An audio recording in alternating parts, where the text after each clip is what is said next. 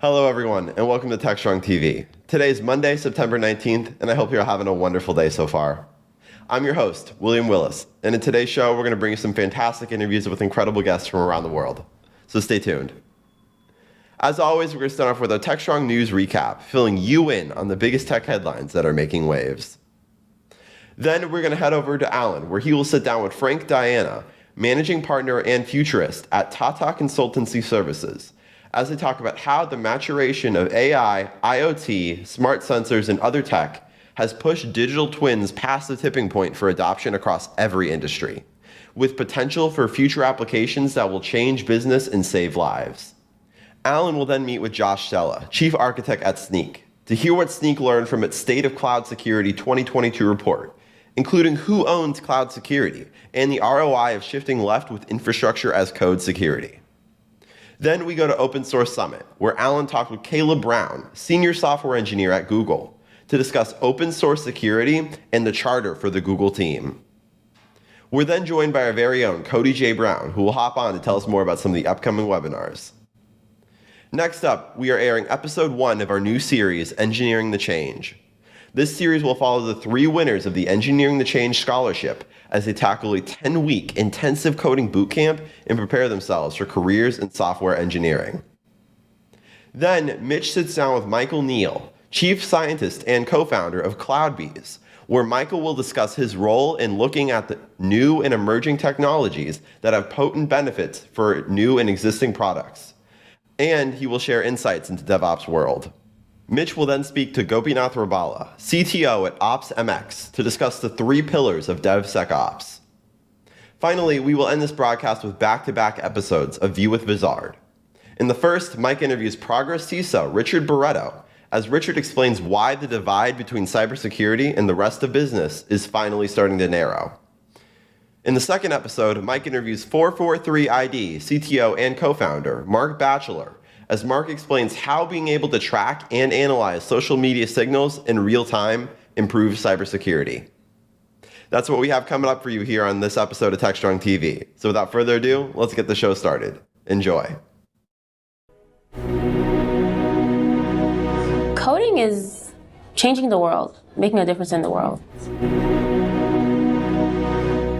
We take anyone, any adult, and help them become the best version of themselves and become a software engineer. At Techstrong Group, we've undertaken to meet this challenge with our Engineering the Change Scholarship. My career has completely changed to now being sought after by some of the biggest tech companies in the world. Full $10,000 scholarship to one winner to attend the intense software development course at Boca Code. I was just ready to be a software engineer. So, Donald is another story. Right now, it's kind of like, I don't know. Honestly, it's starting to scare me a little bit. Roller coaster of understanding something one moment and then feeling lost the next. If you change the capitalization of a file name, you are going to your whole project. At the end of it, you're gonna be a really good family. We call Stephanie like the silent ninja. As much as he's struggling, Donald really, really wants this. My house burned down twice. The biggest thing I'm struggling with definitely is time. That's pretty cool that I've been able to expand my mind to be able to accept different ways of doing something. My only option is to succeed. Boca Code, we do it! Highs definitely getting started. Lows would be Darius jokes. We told all of them that this is the hardest thing they would have to go through. All of our graduates are absolute stars. Boca Code! Who will graduate and become a software engineer?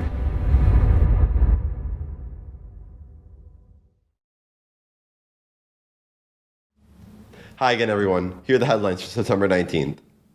First up, at long last, the Ethereum merge finally occurred at the end of last week. The cryptocurrency switched from using a proof-of-work system to a proof-of-stake system. This new system will take 99% less energy and will change how the transactions occur, as well as how tokens are created.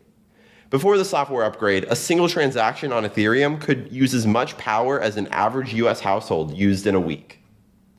Ethereum is the second largest cryptocurrency after Bitcoin, and analysts say that this new upgrade could give it an advantage as it seeks to grow in the crypto market.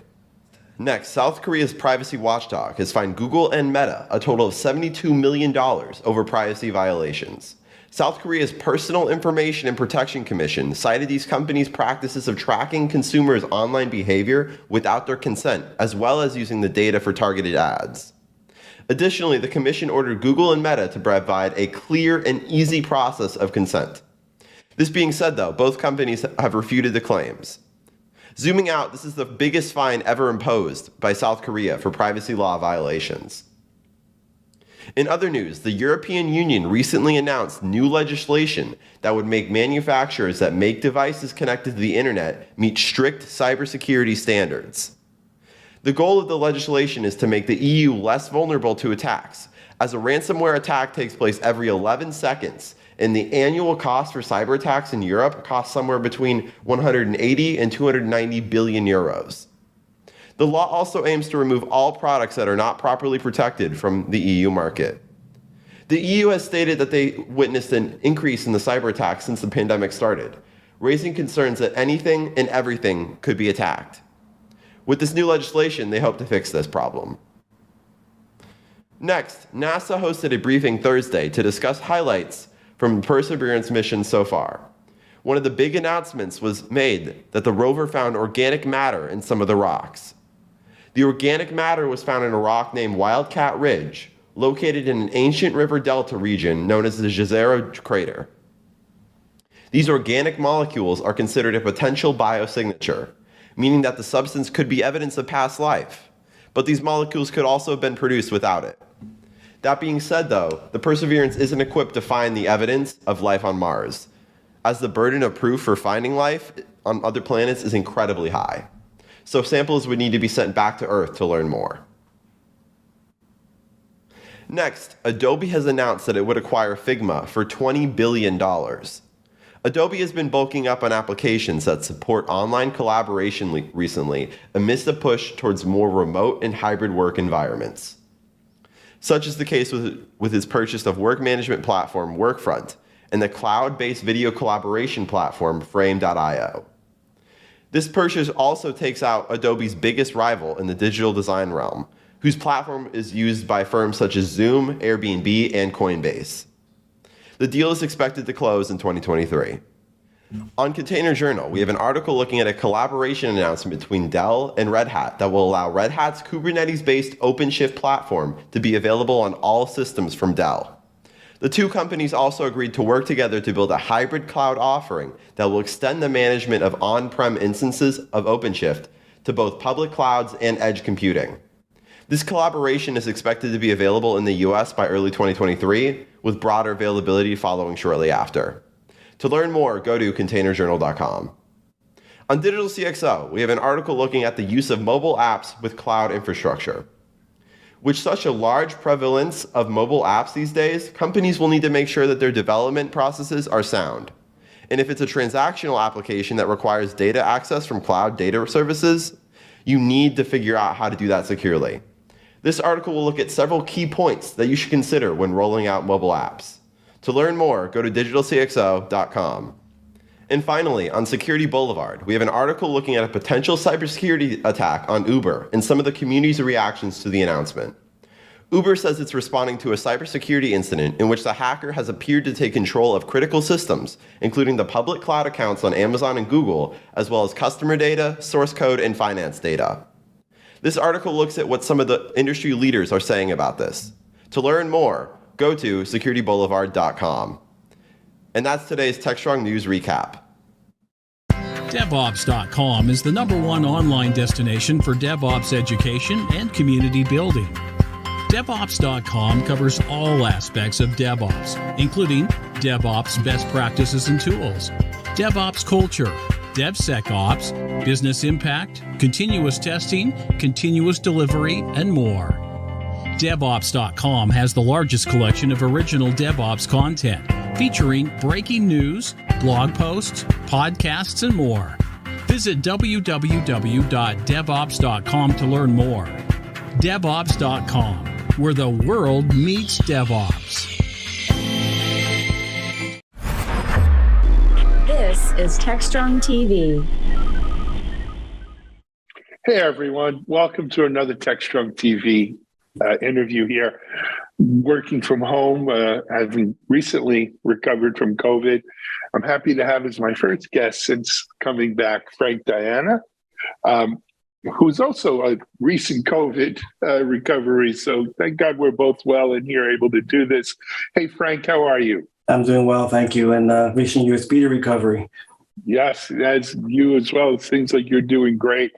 Frank, why don't, not everyone in our office or in our audience is going to know who you are. Why don't you give them a little background of you and your company? Sure. So as you mentioned, Frank Diana, I am a futurist. And as you might imagine, it's a fascinating time to be one. And I am the primary futurist here at Tata Consultancy Services, which is a large services firm, one of the largest in the world, over 620,000 employees, very big brand in the space. And my time is spent mostly advising leaders around the world in terms of where the future is going and what it might mean to them. And again, fascinating conversations.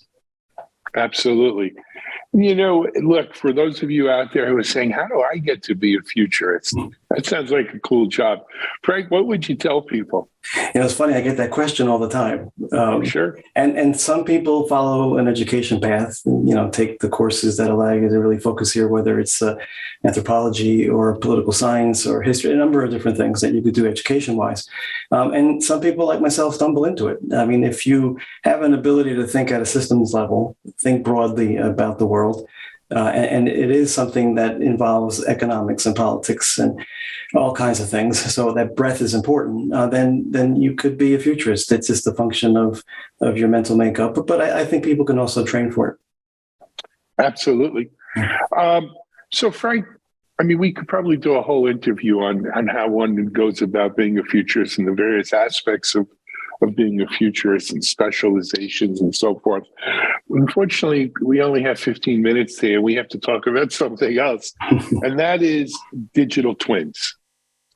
And a lot of people in our audience may be familiar with the term. I bet you there's a lot of people who have heard the term, but aren't really sure about what it means. So before we dive into kind of, what is the future around digital twins and so forth, let's talk about what do we mean when we say digital twins?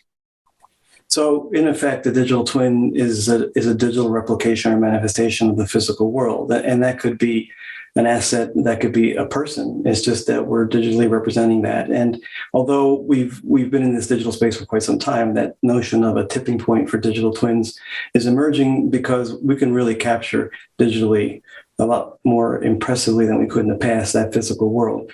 And a number of different technologies are converging in ways that allow this, whether it's the sensors in the world, whether it's artificial intelligence and the models we can create. There's just a number of things converging that make this a fascinating time to think about how to leverage digital twins. Absolutely. And, over the last, certainly since COVID, right? Talking about that earlier, we've seen the digital twinning really starting to manifest itself, right? As we move to digital, so many organizations digitally transform. You have your real world versus your digital world, if you will, analog to it. Are we reaching? You're the futurist. Tell us, talk to us. Are we reaching a tipping point here? What does it mean? If we're reaching the tipping point, what does it mean to our audience? Well, a tipping point in the sense that the applications of digital twins and its uses is exploding. So the number of use cases, if we can imagine them, is expanding. And applying them then allows us to do a number of things. One is to experiment in ways that we couldn't before. Two is to accelerate innovation, which is critically important to anybody out there today. And three, in the context of being a futurist, it actually helps us from a foresight perspective, thinking about this future in a way that allows us to act on it in some capacity. So I think the tipping point reflects the fact that it has gotten to a place where its use has expanded and will continue to expand at an accelerating pace. Absolutely. But what does that mean? What does that mean for the people watching this? right? How's it going to make an impact in their lives? Yeah, so let's think through some scenarios. So one that we're actually experimenting with here at TCS is its application to the food space. So think about the food scenario in the next several years, and just waste in and of itself is a problem in that space. And so what if a digital twin of food could allow us to understand spoilage much quicker and to avoid that spoilage in ways that eliminates waste? So for example, something we call a digital banana has allowed us to actually model what causes a banana to ripen. And if you take that model and apply it in a digital twin, in this case a banana, and then apply that in the real world, you can start to understand what's happening to food in a place that allows us to act on that, right? Proactively avoid food wastage and spoilage. Just one example. Another good scenario as it applies to the human body, which is fascinating and actually was used in the COVID vaccine context, where the digital twin we use to understand the impact it might have on the body, is something that, so another example, TCS digital skin, where we've created a digital twin of our skin, which allows us to understand how drugs may affect the skin and be absorbed through the epidermal layer. There's two simple examples, and there's so many more that we can talk through. So I'll stop there, but happy to dive into several others if we want to. That's fascinating. Let's dive into these two. Right, you can't eat digital food, right? But how, and I happen to be reading this morning, like I'm sure many of our audiences, war in Russia and Ukraine, and Ukrainian grain shipments, beginning to be felt in the world market, that the grain is making its way out, whether it's going to Europe or the third world, depends who you believe, I guess. But how does digital twinning, let's say, help with an increased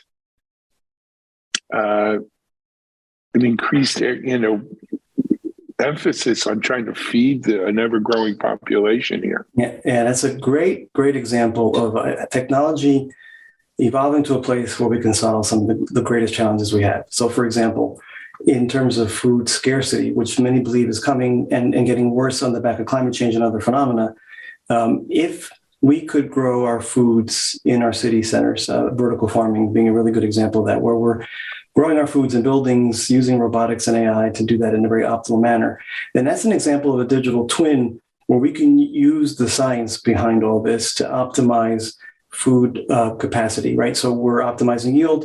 We're doing it in ways that minimizes the use of water and fertilizers, which is obviously climate impact. And that can all be facilitated by simulating these things through these digital twins. Just one example. There's great examples of how we're doing that in the fields and the farms of the world, where precision agriculture is being used to do the same kinds of things, reduce the water consumption, reduce the use of fertilizers, optimize yields, where our machines are actually using sensors to feed these digital twins real-time information, right? So great example, and I'm glad you brought it up, in terms of a world challenge and a growing world challenge, and how these emerging technologies can be leveraged to actually solve them. Absolutely. You mentioned the other example, and that was digital skin. And that one, I think, is probably a little easier for people to get their heads around, right?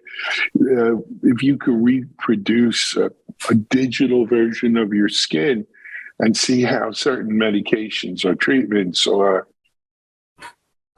ultrasound, ultraviolet, how these things interact with it, it's a much cheaper way of doing medical research, obviously. And I would imagine we could probably extend that to digital organs. And I think this is already a pretty well kind of grounded technology in terms of like folding proteins, and how we developed, again, going back to COVID, how we developed the COVID vaccines and stuff. A lot of that was done using digital technology, whether with DNA manipulation in a digital realm before it, went to the real world. Yeah, great examples. We already have a digital heart, a digital twin of the heart. And to the point, as we do these things, we start to assess how things impact the heart. And we do that in a way that doesn't involve humans in clinical trials, doesn't involve animals through animal testing, which is another good positive impact in the use of these technologies. And what if we could do a digital brain, and eventually we'll get there as well, and understand the implications of drugs to the brain and impact of any vaccine as it emerges, as these extreme events that we believe will continue to happen force us to quickly understand the impact of those events. And I think digital twin and the AI technologies that are evolving will do that for us. Agreed. So those are two, I think, concrete examples. There's other examples, though, Frank, that kind of maybe a little bit further out there, off-world economy stuff and things like that. Where we take, I think people understand now what we're talking about, but here are some far-reaching implications. Why don't you kind of clue us in on that, if you don't mind? Well, yeah, I mean, you mentioned off-planet economies, and that really, in a nutshell, is just about doing more and more in space, whether it's growing our foods in space, back to that scarcity issue, and how you might do that. So think about a digital twin that tries to simulate the growth of food in space. Or if we mine asteroids to avoid the resource scarcity that many believe is coming, how could you model a digital twin of an asteroid that helps us understand that? And if we do have any aspirations to live on Mars somewhere down the road, a digital twin of the Mars environment would be another good example how we might explore that. And those are further off into the future. But if we were a little bit closer, the metaverse is obviously a hot topic, and it, in effect, is a bunch of digital twins that start to simulate reality. And so a digital twin of a city, a digital twin of the road infrastructure of any given city. And what if that digital twin saw a pothole emerging before anybody else saw it, and then proactively gets people to address that pothole? So an example a little further out, but not that far out, where we can't see and envision the benefits of those kinds of things. And then I believe that some of the challenges that these future scenarios pose, let's think in the context of EVs and the concern that lithium and cobalt and nickel it's just not going to be enough of that. Material sciences is one answer to those problems, where we find new materials that actually solve these problems.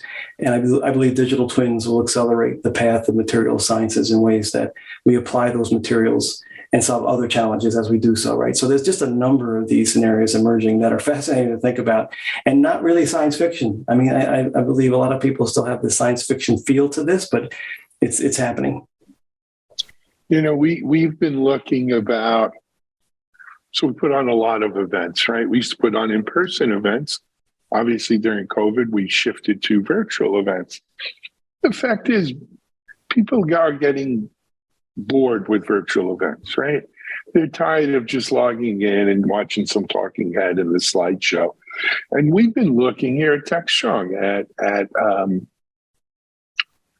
digital metaverse kind of technologies where we can kind of better duplicate that in-person experience in a digital environment like that. The problem we run into, Frank, is, without actually going out and getting everyone an Oculus or something like that, the state of the technology today is such is that we can't bring them into that metaverse. We can't bring them into that digital environment without some today expensive kind of technology. What do you see? I mean, do we get to the point where Oculus is, ante up to experience a lot of this digital stuff, or is there another technology maybe that just enables this to go broad, really mainstream? Yeah, at this stage, I think we're creating too tight a linkage between the virtual reality domain and the metaverse, because if you think about the gaming ecosystem that's been in place for quite some time now, it is really the underpinning of the metaverse at the end of the day. So you could create a gaming kind of environment or a metaverse, if you will, to do the things you talked about, more realism to the kinds of meetings and interviews that we're doing right now. In a gaming kind of context, 3D oriented, you could scan yourself, for example, and plop yourself right into that metaverse environment. assets and artifacts can be scanned, sculptures. Just think about the possibilities as we go forward.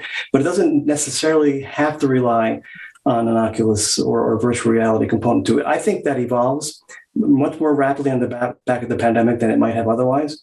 But it's not the critical piece of the story if indeed we want to exploit the metaverse. And there's so much speculation out there. It's such a big buzzword these days that honestly, who knows where this stuff will actually eventually go, right? But I do think you could accomplish what you're talking to in more of a gaming context than a virtual reality context. Agreed. Anyway, hey, we're about out of time, but Frank, this is fascinating stuff. What a great job to have, right? For all the people out there wondering, I want that job. I'd love to have you back on. Maybe you could come on one of our virtual events where we're talking about the future and that we'll dive deeper into this. Yeah. But I want to thank you. Thank you. For people who maybe want to follow you or find out more about what Tanta's doing, especially around digital twinning and so forth, is there any place you'd recommend? The TCS.com website is a great place to learn more about that. And if people are interested in the future and the types of things I talk about, my blog is frankdiana.net. So a couple of the resources there for anybody that's interested. Fantastic. Hey, Frank, thanks so much for joining us. We're going to take a break here on Techstrong TV. We'll be right back.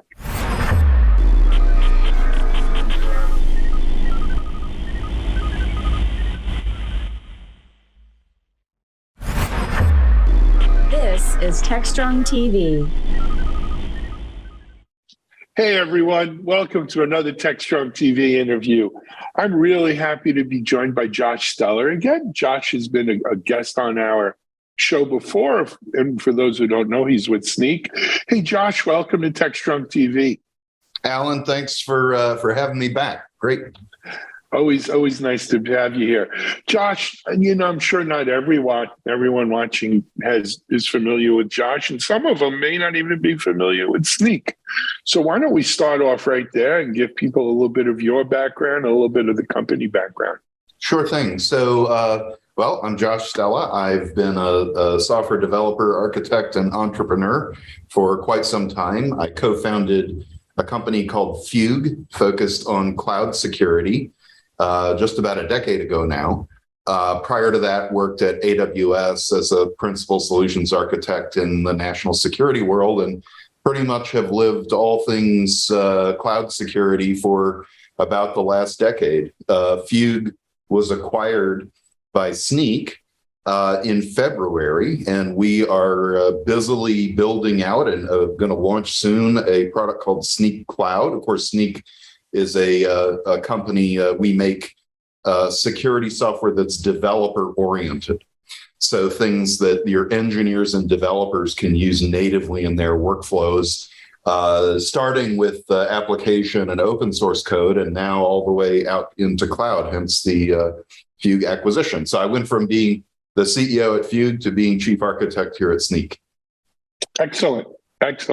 And Sneak, for those of you watching out there and not familiar, Sneak was one of, I think, the very first companies that did a great job of embracing DevSecOps for what it is, right? There were a lot of security companies that were kind of pussyfooting around the edge of DevSecOps and the whole shift left movement, where Sneak came out and said, hey, we're doing security for developers here, right? We're helping developers develop secure code by designing security tools for them.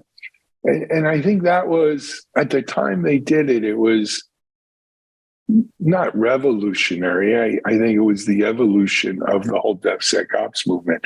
But it certainly was a watermark where, hey, we're acknowledging, we're not lying about it. We're not playing that old security versus developer dynamic.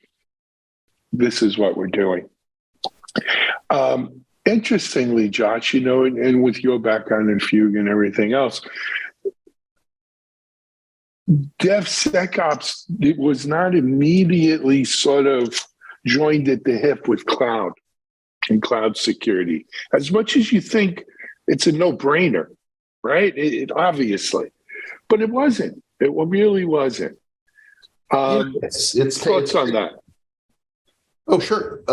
It's taken some time. Yeah, you're right. In joining Sneak, so Guy Padjarny, the founder of Sneak, reached out to me a little over a year ago now, almost a year and a half. And we started talking about working together, maybe a partnership, and that turned into the acquisition talk, and then the acquisition. The reason for that is we both have had a very similar view of the world, which is both companies have the fundamental problems in security now are software engineering problems at the end of the day. They're things that have to be solved by different kinds of developers. Security teams need to be highly conscious of them and tracking them and monitoring them and so on. But until you're getting the developers to make the right choices at the beginning, you're going to keep digging the hole, so to speak. And yeah, it's taken a while for that to really enter into the cloud space. I think in part because very often the populations of developers writing applications and doing things like platform engineering with Terraform, they might be different people in the organization. There's some overlap, but there's also some difference between those groups. And so the DevSecOps world seemed to really start getting going even more on the application side than on the cloud side. But now what we see with all of our customers, we have thousands of customers, they want millions of users. They want to see the system as a whole. So the application as a whole. And so that's everything from the application code through to the infrastructure as code, through to the running cloud environment. That's all one thing, right? And that's what we're working on. Got it. Excellent. So let's jump in, though, because we'll go off on a rabbit hole here and lose the whole thing, Josh. You guys recently did a survey that we're supposed to be talking about around cloud security. Why don't we jump into that? Yeah, great. Great. So yeah, every year for I think this is our fourth one, we have done a state of cloud security survey and did them for 3 years at Fugue and now for the first time here at Sneak. And in these, they're not really oriented toward our products. We're just trying to understand where people are, the state of how security is being done, where the challenges are, et cetera, out there in the cloud world. And so I think this year we always have at least 300 practitioners who are operating at scale in the cloud. So we're getting real use cases. Sorry, I've got a bit of a sniffle here, but we're getting real use cases. Huh? I said, it's okay. We all do. Yeah. And this year was, as it always is, enlightening. And I think that to me, the top headline is people are becoming aware that this is a more prevalent problem than they had thought, and it's getting more complex, more challenging, not less complex and less challenging. And there's a lot of ways that they came out, that really came out in the survey. 66% of organizations surveyed experienced a serious cloud security incident in the last year. 2/3, right? And that is up from where we saw it a year ago. So even though I think sometimes in the news there's maybe less reporting on the big high-profile breaches, although obviously I guess it was earlier this year the Twitch breach was a pretty big one, but it's happening every day in invisible ways. Absolutely. So you gave us the big headline. Josh, in every one of these surveys that we see a lot of them come across our desk here, obviously, there's always some things that kind of are maybe counterintuitive or like, wow, I wouldn't have guessed that, or I wouldn't have thought that. What do you think of the big counterintuitive or surprises, if any, in this one? So to me, well, I guess having spent a decade or more focused purely on this, it wasn't surprising to me, but I was glad to, I think it is counterintuitive to most folks. And that is that the most vulnerable systems in the cloud are the ones that are lifted and shifted from the data center. The ones that are natively built in cloud technologies don't suffer as many breaches as those that are brought over. And I think that the reason this surprises folks, and doesn't surprise me, is they think they can use their traditional security tools with the lift and shift workloads. Whereas with the cloud native workloads, they know that the TCP/IP network is not the network you care most about. It's the identity network, things like that.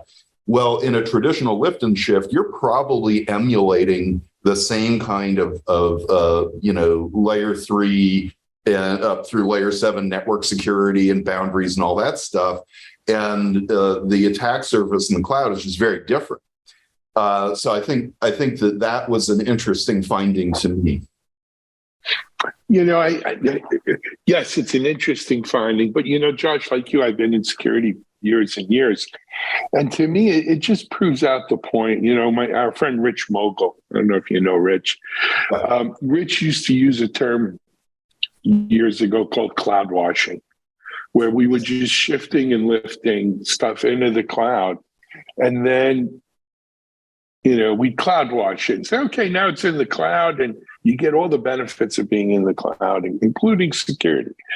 And the fact of the matter is, most of those applications that were cloud washed were not designed to take advantage, not only not to take advantage of the cloud security kind of architecture or cloud native, as we call a lot of it now, as it's come to evolve, but it brought with it a lot of the vulnerabilities and defects in design that were in that TCP architecture that were inherent in this all along. And now just put them up there in the cloud, where it might be even a little easier for people to get to. So, it doesn't surprise me at all, right? What does surprise me, though, is, look, if you design it for the cloud, build it in the cloud, and really leverage a cloud native infrastructure, I think you get a tremendous amount of benefits around security with that. Oh, you do. I remember when we went through our first SOC 2 audit at Fugue, and we were built largely on functions as a service, lambdas, and we weren't managing our own database servers. We were using RDS and DynamoDB and things like this. And we got to the part of the SOC 2 questionnaire about our operating system patching. And we said, well, we don't do any because we don't have it. We don't manage any operating systems in our entire system. And there was this kind of pause, like, what? Well, by offloading a lot of that onto the cloud service providers who do this for a living and are extremely good at it, you are reducing the amount of attack surface you are responsible for. Now, so I believe that the cloud is by far the most potentially secure computing platform that we've ever made as a species, but you have to understand the attack surfaces in the cloud. They're radically different than the ones in the data center, and that shows up in all the breaches. So, for example, I mentioned the Twitch breach, and that one's interesting in that even an Amazon company got breached. Right? These are deep experts in cloud security. And so even they can fall victim to these things. And it all comes back to the design of the system. In the case of the Twitch breach, it was finding an individual server that was probably a forgotten about artifact that was sitting out there, get inside, and then jump over to source code repositories and using API keys on the control plane. And that's what we see over and again. So I was pleased in the survey as well, and this has been going on for a couple of years now, where the respondents are saying, yeah, the IAM, the API keys, the key rotation, these are critical to cloud security. Yes, they are. That is how the bad guys do it. Yep.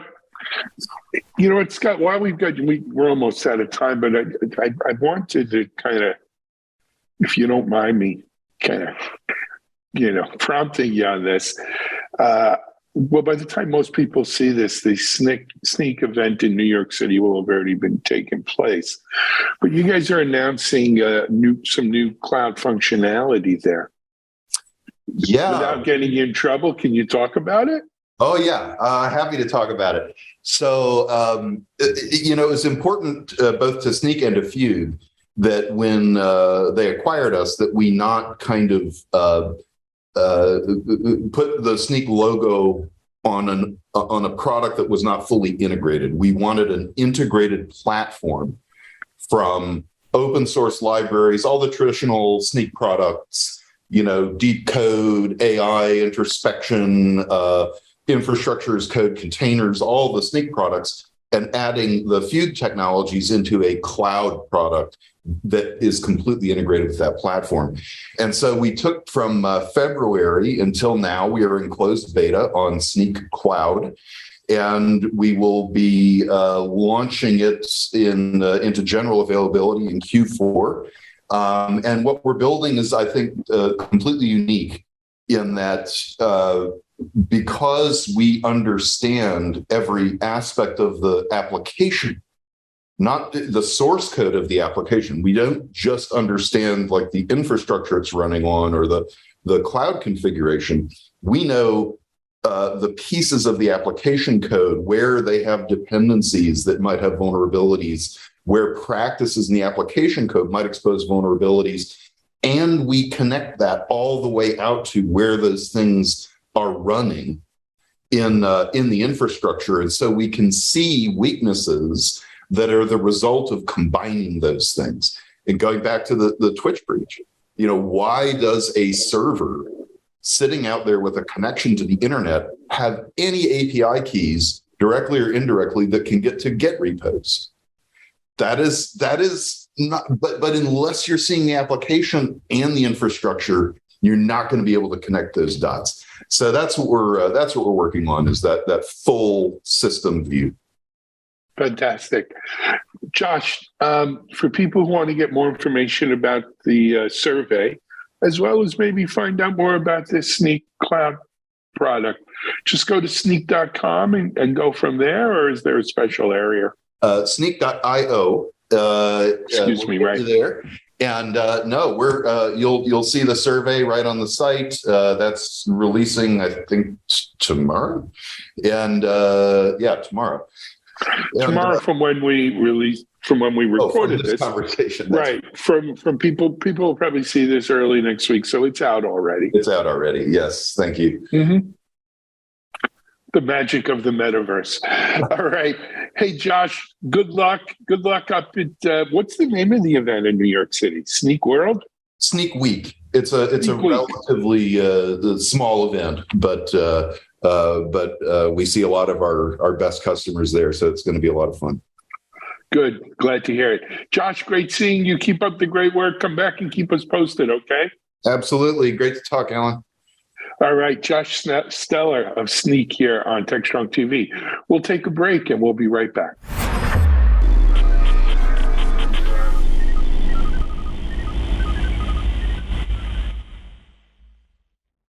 SecurityBoulevard.com is the leading resource for news, analysis, and education on challenges facing the cybersecurity industry. SecurityBoulevard.com covers all aspects of cybersecurity, including data security, DevSecOps, cloud security, application security, network security, security threats, and more. SecurityBoulevard.com has the largest selection of security content, featuring breaking news, blog posts, podcasts, and more. Visit www.securityboulevard.com to learn more. SecurityBoulevard.com, home of Security Bloggers Network. This is Techstrong TV.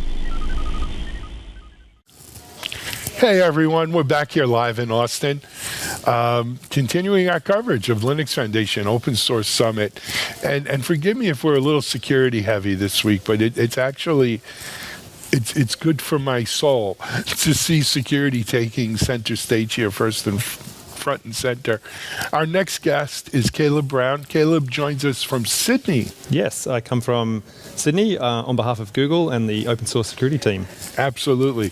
Caleb, first of all, welcome and thanks for joining us. My pleasure. Second of all, we were talking off camera. I know several friends in the Google security world, but not in the open source security team. So tell me, what's the charter for the Google open source security team? That's a great question, and one I should be able to answer off the top of my head. I've only been with the team like 6 to 9 months, so I'm still like, I feel green. But the charter is to improve the security of open source and to make it safe and secure for people to consume. And so we work very closely with the OpenSSF, and a lot of our work is through them and through the projects that they run. Well, Google is one of the biggest corporate benefactors of OpenSSF, but they're not alone. No, IBM, Microsoft, to name some of the big ones. And there's a lot more. I think it's 30 or 50. Oh, it's growing really rapidly. And growing every day, I was going to say that. And I mean, look, you don't have to be a rocket scientist to figure out why Google is invested in this. Google, probably one of the biggest open source consumers as well as open source creators in the world. So if we're going to tackle open source security head on, you'd want Google involved in it for obvious reasons. Yeah, I totally agree. Yep. Yeah. So, look, 6 to 9 months is a lifetime in tech, right? This is internet time. You're like 21 years in on this. But, you know, we were talking a little off camera. Your background is more in DevOps and... So I've worked on a variety of projects, but my interest in terms of places that I've enjoyed kind of having an impact and being able to work has been in thinking through how can we make the process of development not just easier for developers, but easier to repeatable and safe, and to be able to be confident that we're going to be able to ship products that are going to work for our customers. Absolutely. Yeah. And, you know, and again, we were talking off camera, this whole notion of calling something software supply chain security, you know, if you're from a DevOps background, you know how much it borrows from Lean and Lean IT and how much Lean IT borrows from Lean manufacturing. So that whole notion of supply chain and supply chain security, to me, is lifted out of the Lean lexicon. And so, you know, so it's a very DevOps-centric view of how we build software and how we should secure it. For sure, yeah. That being said, it's been a tough couple of years, right? Yeah. We've had some very, very high-profile incidents, and, you know, not to say it didn't happen before and it won't happen again, but certainly the last 2 years have been tough. You know, and it's shined a real spotlight on this. Yeah, I think that's a huge part of driving the growth of the OpenSSF no and doubt. the space is the prior incidents. Yeah. The focus from the White House, those sorts of things. Yeah. You know what? I've been in security 20-something, almost 25 years. I will tell you, there's nothing better for security than a good old breach or incident, right? Because that gets people religion, right? Yes, that's right. But it's amazing. Memories are short-lived, and they go back to their old non-secure ways. But is what it is. Anyway, let's talk about, you know, what is Google, and I'm asking you now on behalf of, you know, in your position here, What are you guys seeing from the OpenSSF that gives you, like, makes you optimistic? That says, hey, we're doing something on the right track here. I am a few things that I'm kind of been really impressed to see, particularly yesterday in the OpenSSF Day, and also in my involvement through the OpenSSF, is the growing adoption of things like SigStore for artifact signing and attestation, and OSV being more broadly adopted. So those sorts of initiatives give me some hope that OSV, I don't know if our audience is familiar. OSV is I'm going to get the name wrong. It's basically it's going to be an open source. It could be, but it's kind of a CVE. I can't remember, and I'm like, my team in Sydney is the one working on it. We're not going to blank on it. Anyway, it's kind of a contributor, an open approach to things like CVE. Okay. So I get it. CVE is kind of centralized and controlled. NIST. And if someone looks at the CVE and goes, that's wrong, or we need to update that, it's very hard. Actually, look, I don't mean to give you a tripped up question. That's not That's ever all what right. I do. We've had guests explain it to us. And it really, from what I know about it, and if I'm wrong, you could blame me, don't blame Caleb. From what I know about it is CVE is rather rigid in that they tell you if something is a critical or medium or light kind of vulnerability.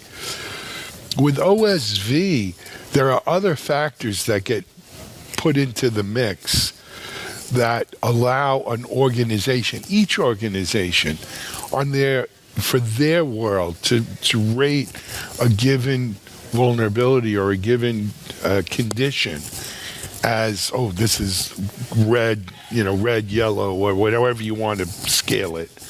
The other big problem it's trying to solve is it's really hard to kind of take that and then process it in a way where you can do it at scale. So OSV is like a specific schema around how this vulnerability information is defined so that you can build tooling around it. Yes. And you can automate the process of linking up your internal dependencies to the report. So and super valuable.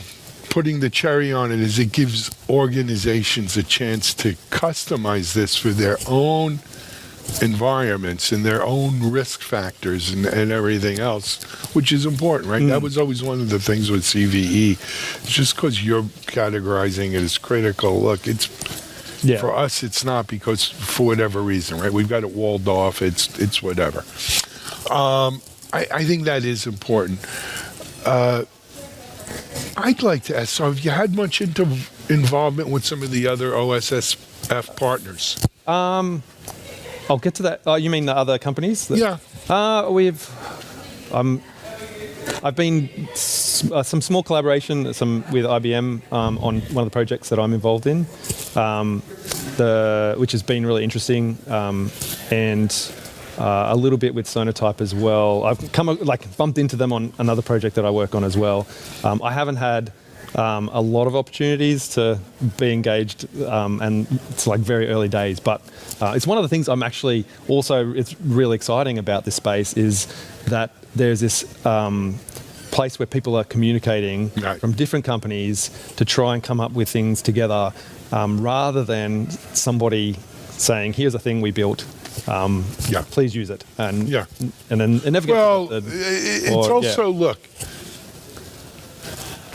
open source security and software supply chain security is so important right now that it's too important to let it become balkanized, right? To let it to become, every company has their own flavor of this, because you're never going to really address the totality of it if it's broken into 20 different flavors, languages, and variations. This is something that's screamed out for a industry-wide response, and it just so happened that OpenSSF was I mean, sometimes things happen for a reason, right? I was talking to the person before you, a supply chain security company based in Tel Aviv. They were founded, I think, in December of 2019. The next month, SolarWinds happened. Was that Sneak, by the way? No. They're older than that. Okay, This they're one old. was Okay. legit, I think was the name of it. Oh, okay. Yeah, Sneak's a little older. Yeah. But anyway, talk about better to be lucky than smart sometimes. If you're going to start a software supply chain company a month or two before the SolarWinds incident isn't a bad time to do it. No, that's very fortunate. Yeah, but unfortunate for people who suffered from that. Right, but, and I'm not minimizing any of the suffering or aggravation it's caused, but certainly. It seems to me as just someone sitting here, I'm not as involved as you are, that, excuse me, having an organization like this to tackle the problem that we're seeing right now, if this was 5 years ago, what would we be doing? That's right. We'd be in a deeper world of trouble.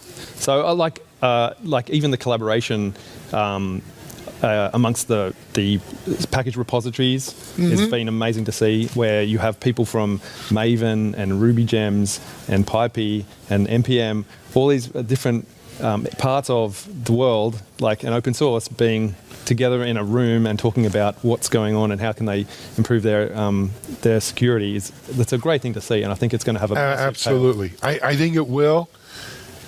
And when 90% of the software we're using has open source in it, it's the time has come for this, right? This was past time even. So I'm really happy to be involved in that. You mentioned several projects you're involved in. Why don't you tell us a little? Sure thing. So I'm involved in two they're still growing and establishing projects. The first is about scoring and discovering critical projects. So one of OpenSSF's kind of biggest thing is to spend money and make the most critical projects secure or more secure. And I guess a big question in that is, what are the critical projects? So there is a working group that is involved in trying to answer that question. And there are various approaches. So the OpenSSF spent money, collaborated with Harvard to produce the Harvard Census Report, which is academic researchers looking at data from some organizations about how their dependencies fit together and how what are the critical dependencies based on that. And then they're in the working group as well, they're talking about how can we engage experts in communities to be able to get their thoughts on what is or isn't critical.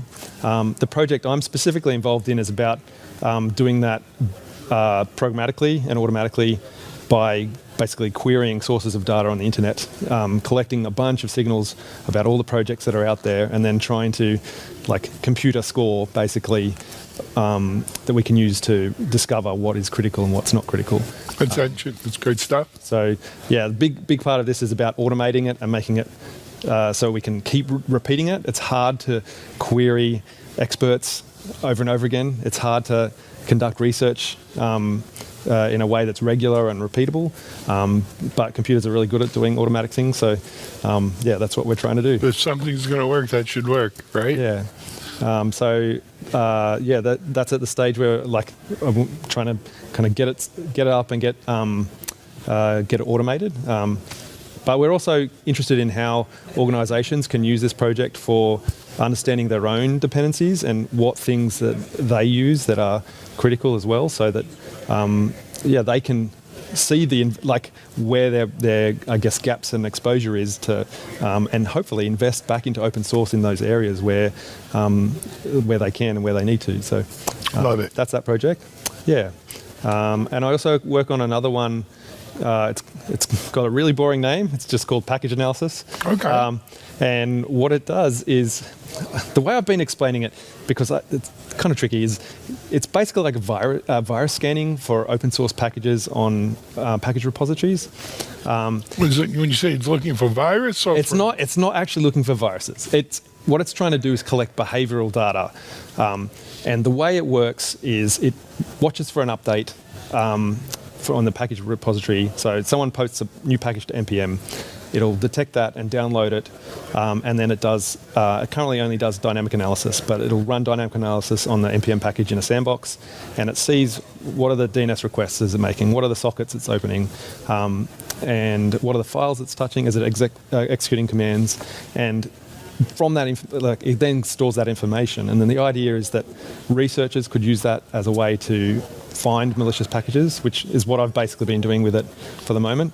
But you can also then use that over time to start to get a picture of how a package might change in terms of its behavior. So if somebody compromises an account for a repository maintainer or a package maintainer, we can see that this thing was just doing normal stuff and now suddenly it's hitting some random domain on the internet. Maybe that's a problem.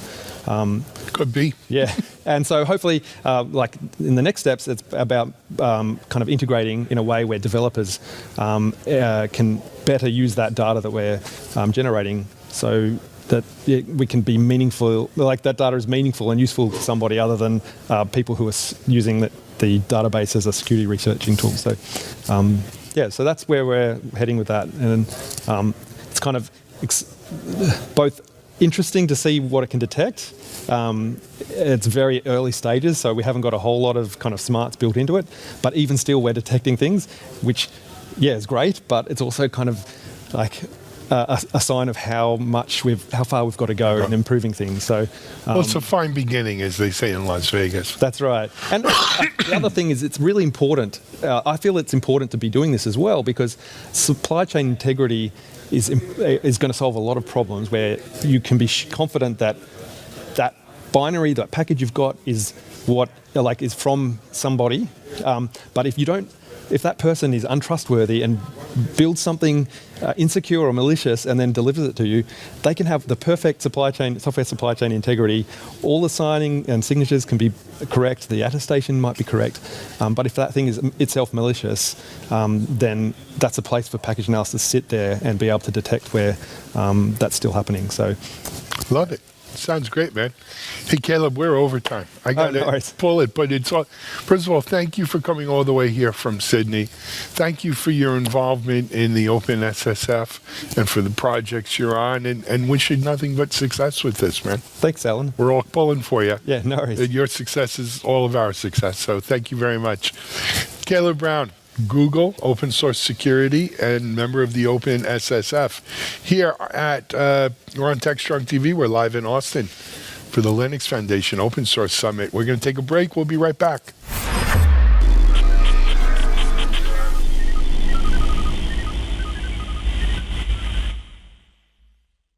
CISO Talk, to hear how real-world CISOs are dealing with today's real-world issues. From enabling secure remote workers to accelerating secure cloud adoption, defending against a pandemic of security attacks and beyond, CISO Talk covers the cyber topics you want to learn about. With your hosts, Unisys CISO Matt Newfield and MediaOps CEO Alan Schimmel, featuring a revolving panel of CISO cyber experts. This is where CISOs talk. Join us on digitalanarchist.com and techstrong.tv. Hey everyone, happy Monday. Cody J. Brown here with some more upcoming programs from Techstrong Learning. So first up tomorrow, Tuesday at 11 a.m. Eastern, Adaptive Shield joins us on Security Boulevard for SaaS security trends, challenges, and solutions for 2022. We will discuss insights from the 2022 SaaS Security Survey Report, review classic challenges as well as the next trends, and look at what solutions are available now. Following on DevOps.com, Tuesday at 1 p.m. Eastern, the word of the hour is reliability. Gremlin is taking us through Beyond Chaos Engineering, using reliability scores to drive real results. So improving reliability starts with measuring it. This program aims to help you build reliability into your culture and your development process. And finally, if your security risks are battling your security budget, you will not want to miss Doing More with Less: How to Improve AppSec Programs When Budgets Decrease. Wednesday at 1 p.m. Eastern, Psycode joins us on Security Boulevard to discuss ways to accelerate software delivery and improve security outcomes, all while reducing costs. So that is all that I have for you today, but we do have plenty of upcoming and on-demand programs for you here at Techstrong Learning, so stay tuned.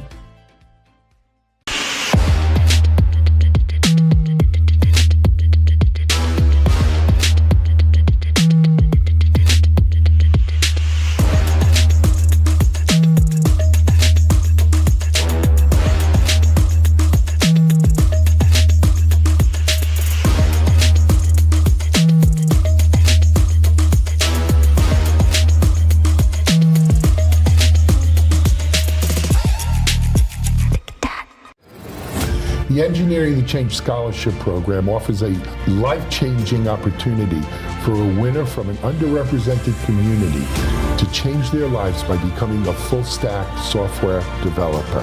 The background that you might see that it's a weakness, it's a strength in this field because everyone is constantly looking for people that are going to bring new ideas. It's an intense 12-week course that is not for the timid.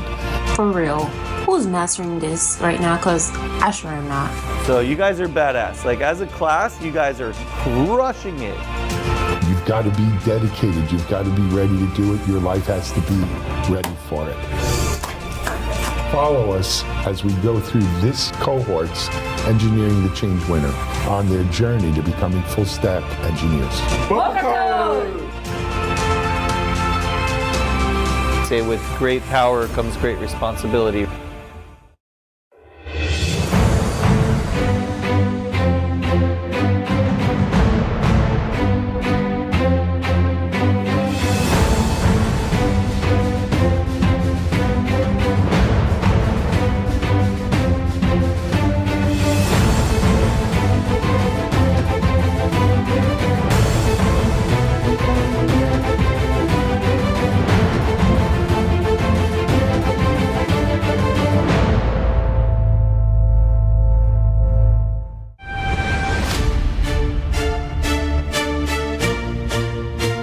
We got to take it down to 3 finalists. Toria, I'm going to ask you, who really kind of stood out for you? The 3 people that stood out to me the most was Stephanie and another woman named Carly and a man named Donald. Mitchell, what do you think? Yeah, I think I agree. Actually, I think those are 3 great candidates, and I mean, you know very well, right, what it takes to go through this process. Look, I still love good written and oral skills. I like people who can speak well. I like people who really can write well. Right. And I'm going to tell you something. To your point about Stephanie, is it Stephanie Sanchez? Yeah, Stephanie Sanchez. Her essay was one of the best essays I've ever read in the 3 or 4 times we've done this. Yeah. Okay. And bring her into the golden buzzer. So, she's in. The 2 other people you mentioned, to me, Carly epitomizes why we do this. Yeah. She said something like, her brothers could do it, why couldn't she? Mm-hmm. Right? Wasn't that in the essay? Yeah, that's something that stuck with me, especially as a woman. Yeah. Because I think that for her, she was like, if they can do it and there's not enough women in tech, like she was like, I can do it too, and I love that. I say send Carly to Hollywood. Golden buzzer? Yeah. Donald Bazell, really nice guy. What I liked about his essay is his genuineness. Is that a word? Yeah, like being genuine. He's genuine. Yeah. Right? You got it from him. My only caveat on this is he really doesn't have any tech experience. Yeah. So if it's your vote and Mitchell, you don't object, I say let's give Donald the last ticket to Hollywood. And those are our 3 finalists for Engineering the Change. Let's bring them in for interviews and pick our winner. Okay. Sounds fun. Sounds All good. right. We'll see you on the next show.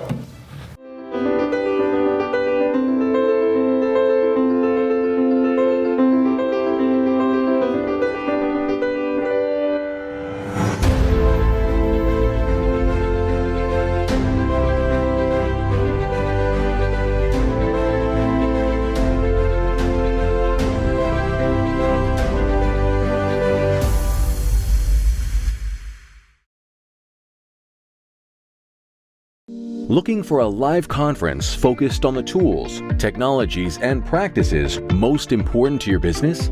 Innotech conferences are live one-day business and technology conferences highlighting the latest in trends for IT leaders, developers, and IT professionals. Each event combines education, innovation, peer-to-peer networking, and the latest technology and business solutions for a diverse IT-focused audience. Innotech conferences occur throughout the year in strategic regional locations, bringing together technology professionals from various industries to learn about the solutions, practices, and tools impacting their day-to-day work and gain insight into what's to come. Presenters at Innotech conferences are selected and curated to ensure each session provides the most up-to-date and relevant information without any hype. Whether you're interested in digital transformation, cybersecurity, cloud, IT leadership, or DevOps, Innotech conferences deliver. 2022 events are scheduled to be held in Austin, Dallas, Oklahoma City, Houston, and Washington, D.C. Innotech conferences are produced by Techstrong Live and powered by Techstrong Group.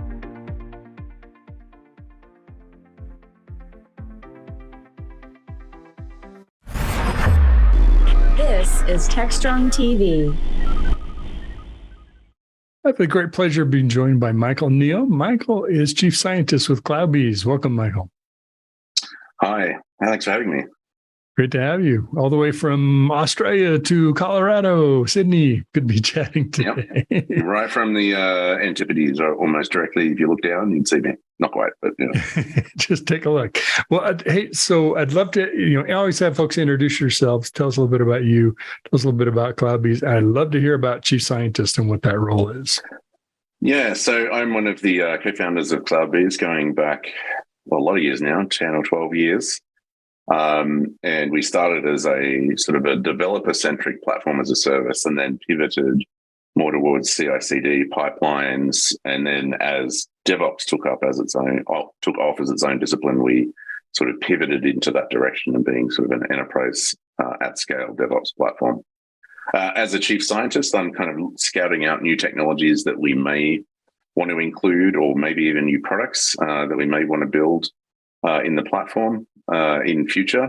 And that also means we can make use of some of the new technologies that are out there, SaaS services, APIs, things like AI that might make things a little bit nervous to sneak in a product today, but in a few years' time might be a lot more mainstream. So that's kind of my day-to-day. Excellent. That's good to hear from someone who has the focus a little farther downfield, right, to see where we might go, what we can leverage and put into the product for customers. It was like a fun job too. It is it's a lot of fun, but you have to be prepared to sort of throw things away, which sometimes people get attached to something, or something comes out of the blue and becomes really popular, and you think, why is that? Why didn't I see that coming? It can be frustrating, but it's also fun as well. You have to be careful not to fall in love with the latest thing, because it's not always the right thing or ready. Yeah, right? Does it actually work? Is it actually useful? Things like that, or especially AI is notorious for that. It looks really promising. When the rubber meets the road, it might be a bit of a letdown for people. We hear it. I think we hear and probably experience a lot of that.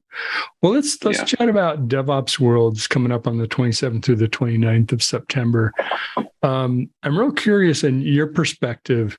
I'm sure you talk with a lot of customers. You have longevity, of course, as a co-founder with CloudBees. You've been in DevOps since there's been DevOps, right? Pretty much. Yeah, that's right. And what sort of people are going to come to DevOps World, or hopefully after hearing this, they'll sign up and come.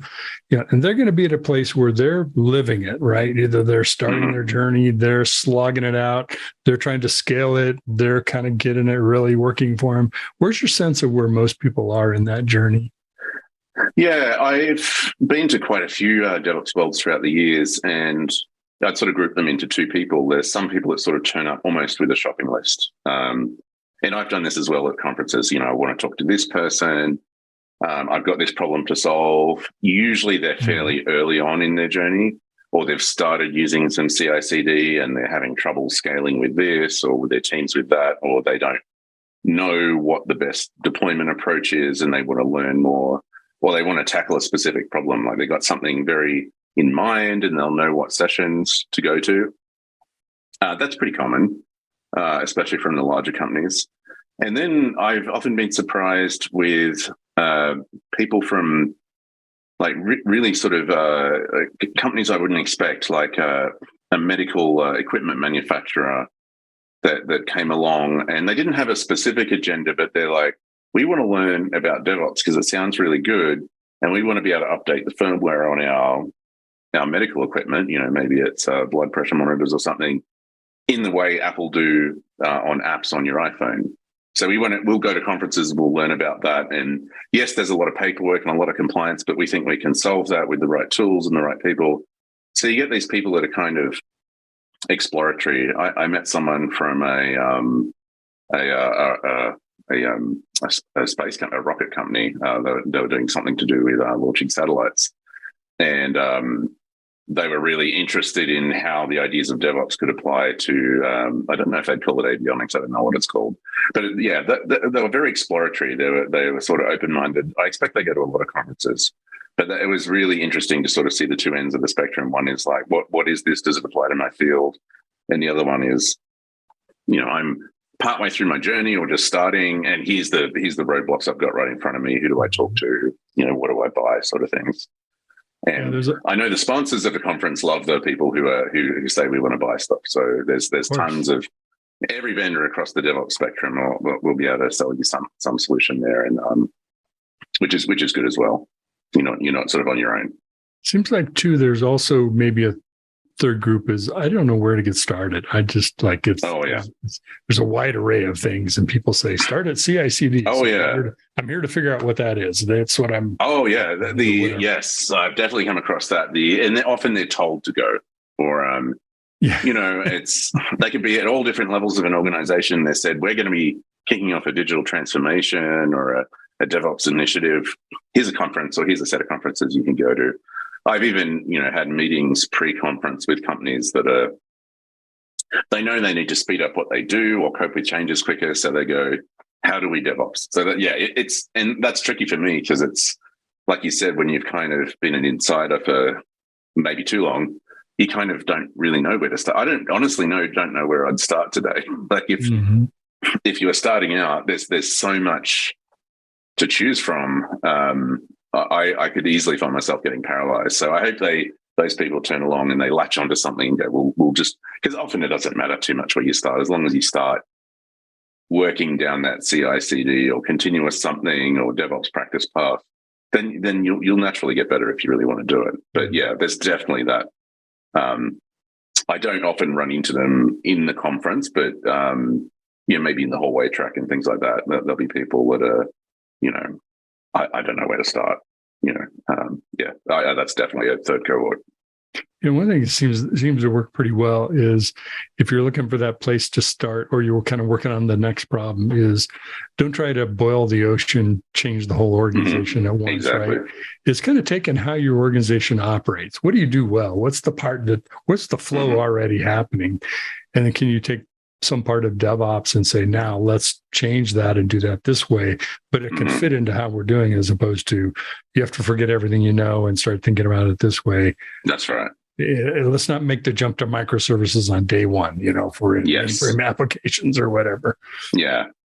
Yeah. I would just, personally, I would go, well, what things are done manually today that you could automate away? What approvals could you get rid of and things like that? And that would probably go a lot of the way there. Like if you're doing much manually, then getting rid of that's a huge step. And that would probably be a great starting point. Not get too caught up on what Netflix is doing or what Google's doing or something else. Just, what can I automate that just makes things a bit better? I did hear, it was after a conference, I saw a write-up. I think it was on one of the Jenkins blogs, about a bank that went from they kind of measured their progress. They took their existing pipeline, codified it into CI/CD, but had about a dozen manual checkpoints where someone would approve it. And then over time, they whittled that down to 2, and they kind of measured their progress of how many times do we have to stop and wait for a person to press a button to approve. And that's a very good way to quantify your progress, if you like. I think a lot of companies have probably moved on from that today, but then I expect a lot haven't.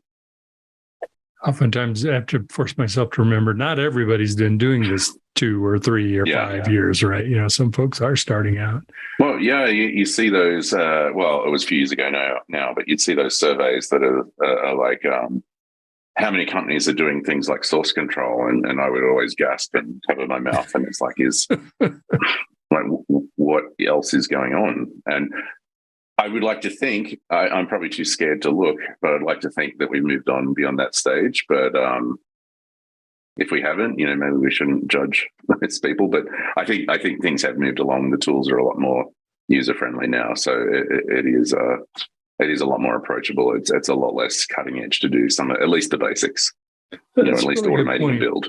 The starting point, I don't mean just to focus on that, but the starting point is a much better place to start today than it was 5 or 8 years ago. Right? Yeah. I mean, you're not doing the same level of tool integration and building and stitching it all together just to make it work, right?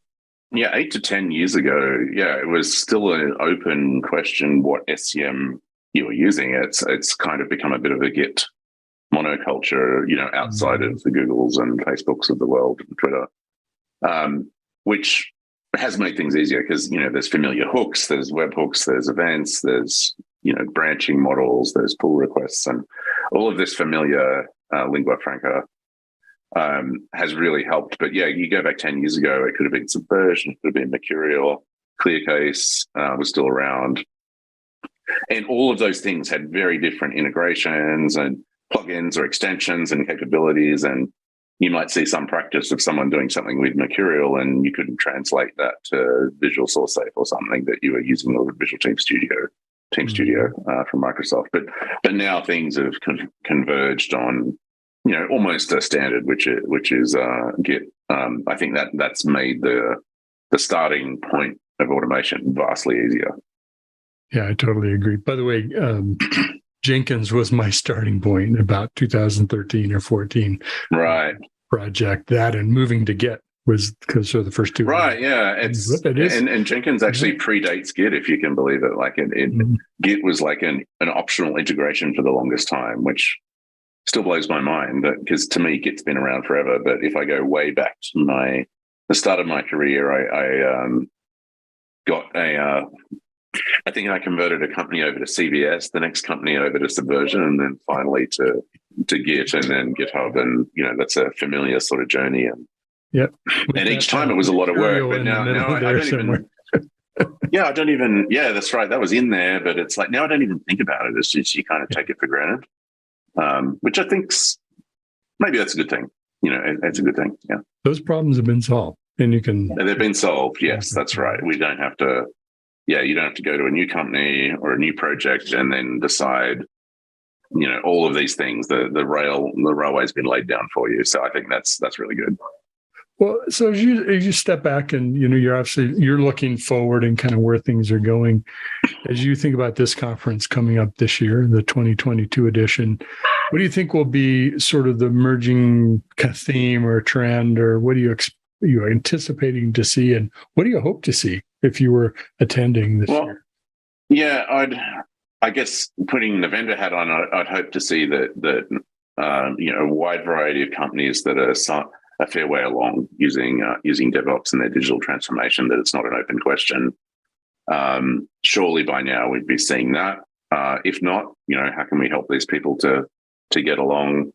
And the other trend I'm curious to see is in the larger enterprises that are often heavily represented in this conference, there's always been a hesitancy to use either public cloud or software as a service and that.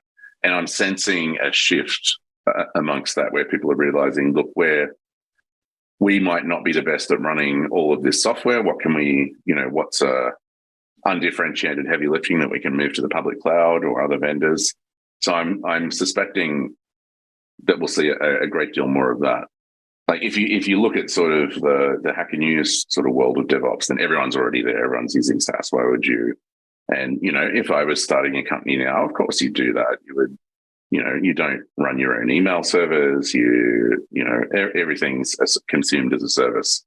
But for the larger, long-lived enterprises, there's constraints or perceived constraints and compliance needs that have sort of held them back. So I'm expecting that to sort of change. That would be, I would expect to see that.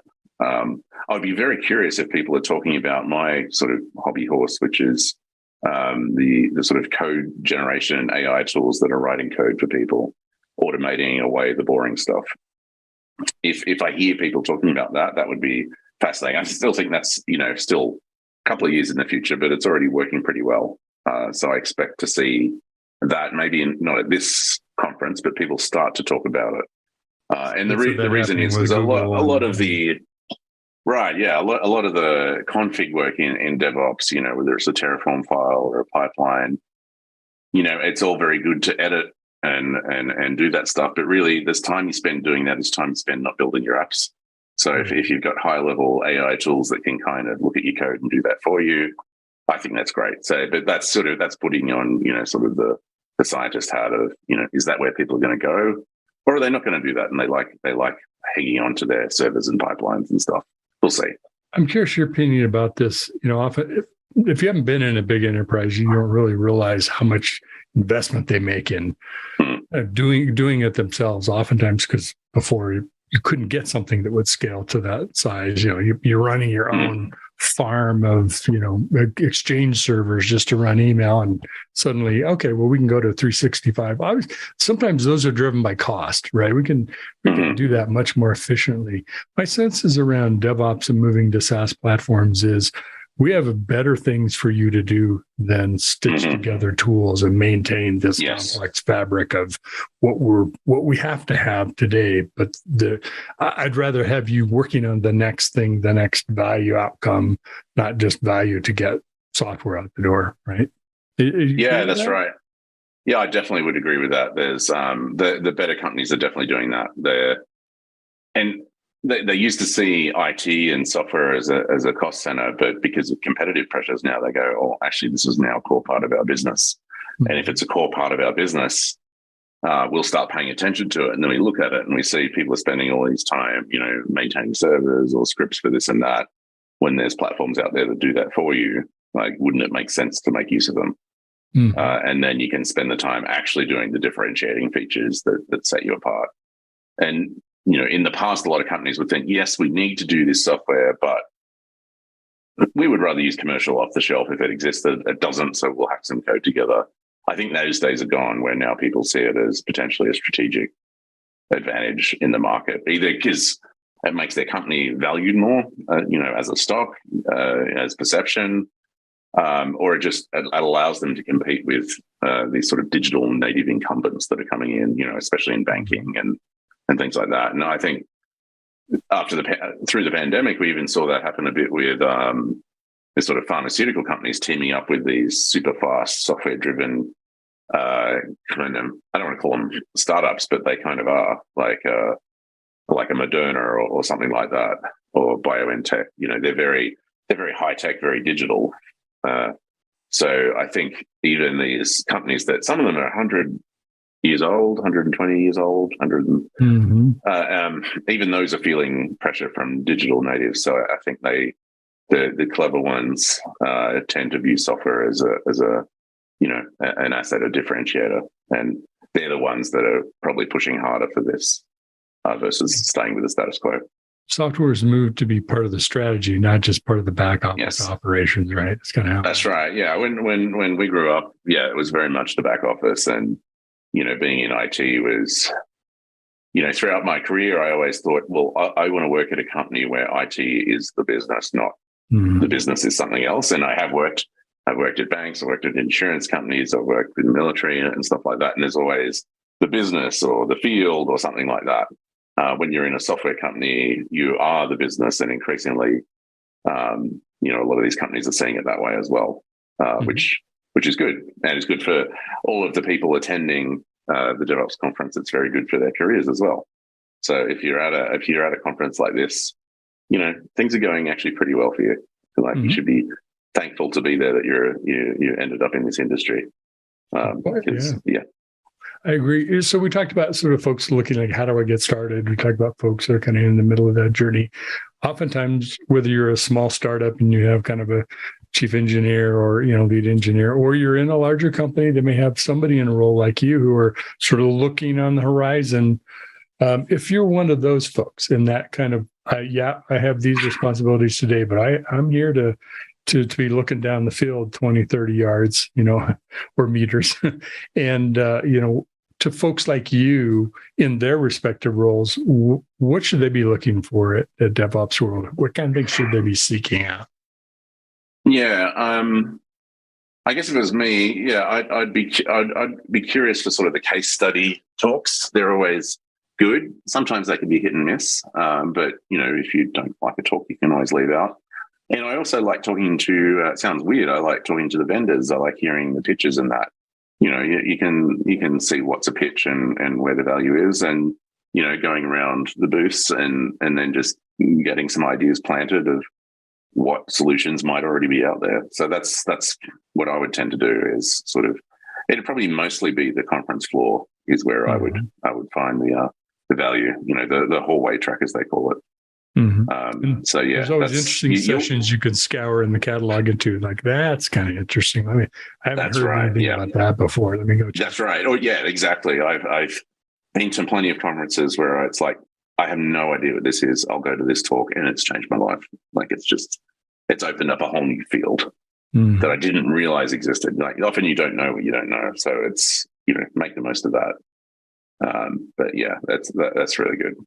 Fantastic. Well, Michael, it's been great spending some time with you, and thanks for sharing your perspective, the longevity that you bring from your experience co-founding CloudBees and creating products in this area that bring, that's a unique perspective most people are not going to have, and I think it's super valuable. So folks can go to devopsworld.com, sign up. It's available now, 27th through the 29th. The full agenda is there. You can kind of scope out, map out. Here's where I want to go. Here's what I'm going to do there. Stuff I'm going to get out of it. And Orlando, Florida, not a bad place to be. That's pretty good too. Bring the family. Do some fun things. Yeah. In the off time, or send the kids off to wherever, and you go to the conference. Yeah. Yeah. Work vacation. Yeah. Exactly. Well, good. Thanks again, Michael. Michael Neal, Chief Scientist and co-founder with CloudBees. Thanks, Mike.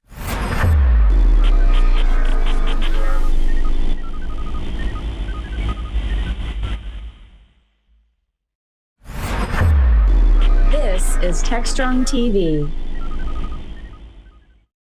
Well, I have the great pleasure of being joined today by Gopi Rabala. Gopi is CTO with OpsMX. Good to be talking with you, Gopi. Nice speaking with you, Mitch. Well, tell us a little bit about yourself. Tell us a little bit about OpsMX. Yeah, my name is Gopi Rabala. I'm the CTO of OpsMX.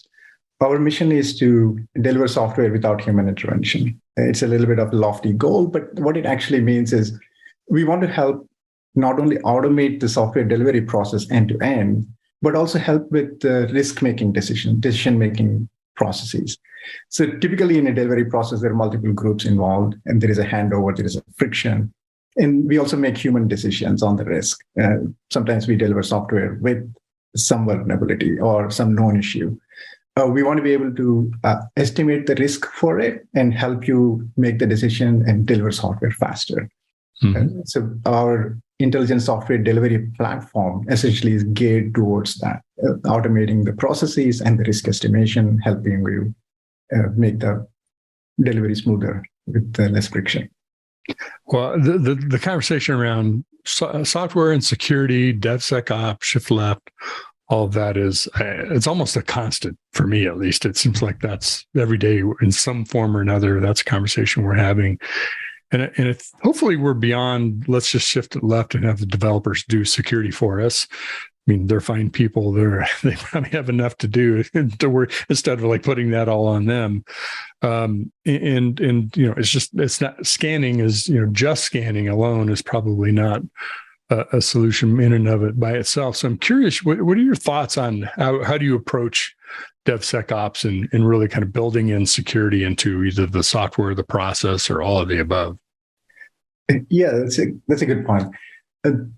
So the way we see it is there are frictions because the security group has some requirements and the developers have different requirements or motivations are different. you want to be able to merge those two. We all agree that the delivering software faster, incrementally, provides a reliable delivery. And it's also for businesses, better feedback from the market so they can adjust. So delivering faster has its own risks with security. Right? And we know with the small startups, the security, they try to step around it. And it's not uncommon to hear a delivery of for a startup getting $100,000 bill in a day because they deployed Tomcat with known vulnerability and somebody took over and ran Bitcoin mining. Right? We also hear the hospitals, for example, taken up by ransomware. In this environment, security needs to be treated as first-class citizen, of course. Now, how do you do that? You have the business needs, and the security becomes a primary need. And at the same time, how do you achieve the faster delivery? So that's where the DevSecOps, the model, adopting DevOps model to the security as well helps. You have multiple layers within the security, but what we are trying to do here with the DevSecOps is deliver software with security in place. So there are three things you should be able to do with this DevSecOps. Right? One is being able to integrate your security checks, either binary scans or pen testing or static code scans, all needs to be built in. And at the same time, there are policies that you need to be able to specify on top of these. So these policies, if you can do a declarative way, then the SecOps and the developers can agree on and use them in a common way with less friction.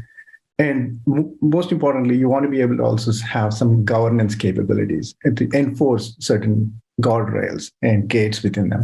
So once you have these, you have a framework that you can deliver secure software faster with less friction between different groups. Several things I like about what you're saying, and one of them is it isn't just a point in time. It isn't at code check-in, then that's where we worry about security, or it isn't about when it's pushed into test, and then we do static analysis or security testing, SAST, but all the way through delivery, right? And thinking about getting the product out the door. And we all make compromises, right? What's enough security? Well, you can't have total security. So where do you draw the line? And maybe the line gets a little bit easier to draw, to your point, if that's built into the process, if it's automated and it's happening, and then with the manual steps when it needs to be, as opposed to let's stop and make sure that this gets done every whatever, once a week, once a month, a whatever. True? That's exactly true.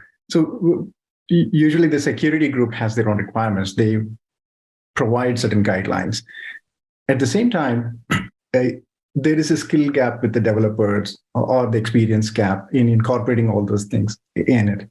So if we provide them a way to have their processes built in with these security checks, the guardrails, then easier for them to adopt and then say, the development process includes the secure delivery as part of it. Then it becomes a cultural thing where simply they adopt the process, do the development as part of it. And then the security groups have a way of explaining or doing a policy as code that's easy to communicate between the groups. And you need to be also, these are all changing requirements all the time. It needs to be maintainable. And so that's why the policy as code or some way of declaratively specifying the policies is important to share between them. And it becomes a part of the life cycle of the software development. In the delivery process of your features, you incorporate your security checks end to end. This is a layered process, of course. The software itself needs to have the architecture that supports encrypted secure secrets stored and how they use it, encrypted in transfer, zero trust in updating, separation of duties. Those need to be there. And once you have those requirements and then you specify the policies that one needs to adopt, you get a framework for end-to-end that's continuously checking for your security and helping you move forward with the security It seems too that another benefit of it being end-to-end and being automated as part of the process is part of security too is also compliance, right? And we all love filling out reports and getting logs and whatever we have to do, right, to make folks happy, being sarcastic. But as much as that is automated or part of built into the process, there are artifacts created along the way. So I have logs, I have data, I have, oftentimes compliance isn't just applying what the policy is, it's demonstrating that we're following it, right? And that's a great way to do that. Yeah. Yeah. So there's essentially the advantages you get with this is being able to identify the vulnerabilities earlier in the cycle and also address the root cause of these vulnerabilities faster. So essentially secure software delivered faster. And like you mentioned, the compliance is a big requirement. What we see is there's a significant time that is spent after the fact in going and verifying the compliance of these processes. Even then, when the processes are set and they're all in place, some level of automation is there, there are handover that's happening. What we find is in organizations, when they go and do this audit and verify for the compliance, they always find exceptions because there is urgency that by the business that they easily sidestep these requirements and then go through. It's okay for sometimes, but you need to be able to immediately address that need and get to the secure point. So having that visibility end-to-end for all the groups, when the exceptions are taken, and how the processes are working, the feedback mechanism, that all needs to be there, the visibility, making the compliance easier. So this is a good way of adopting that processes to provide that compliance. Fantastic. Certainly one of the things I've struggled with, and I think others too, is oftentimes the biggest challenge is how to get started, right? Where do you start? What's that journey look like? Yeah, help me out with some ideas so I know a path to go, or at least a path to start working from. What kind of recommendations might you have about either starting or as you're on your journey for DevSecOps? Yeah, so the place we start with is how do we automate the process as a first step? Right? How do you incorporate the security checks as part of your process? In the DevOps ecosystem, there are so many different tools that have to come in place. So you need to choose a tool that helps you get these integrations much easier, that has those integrations already, or has the ability to provide you these integrations and help you automate that process. Then the next step is look for a way of specifying policy as code. It's something that declarative. You don't want to have a software development done, it's opaque, and nobody understands what the policies are or maintainability changes. So select a tool that has the ability as a policy as code that you can apply on top of what you're automating that people can agree on. So once you have those, then it becomes a simpler providing a template to your organization or multiple templates that gives you 80% of the use cases for your organization, and it makes it easy for developers to adopt, easy for SecOps to specify what it needs to be, easy for ops to verify that the checks that need to be done are done, what they're running in their production is secure. Mm-hmm. Very good. So automation, exposing what the policy is so people know what we're trying to achieve. Policy as code, of course. And then having the visibility for the entire workflows. Okay, very good. Well, tell us a little bit more about OpsMX. I know we're not doing a full conversation about all the things that you do. I imagine that you fit it well into this space. Tell us a little bit about that. At OpsMX, we have this intelligent software delivery platform. So when I come from software development background originally, and then I moved to operations. It was a cultural shock. It's a little different here. It is definitely different. And the way they think about software reliability and the difference between how developers think about features and ops thinks about them is all different.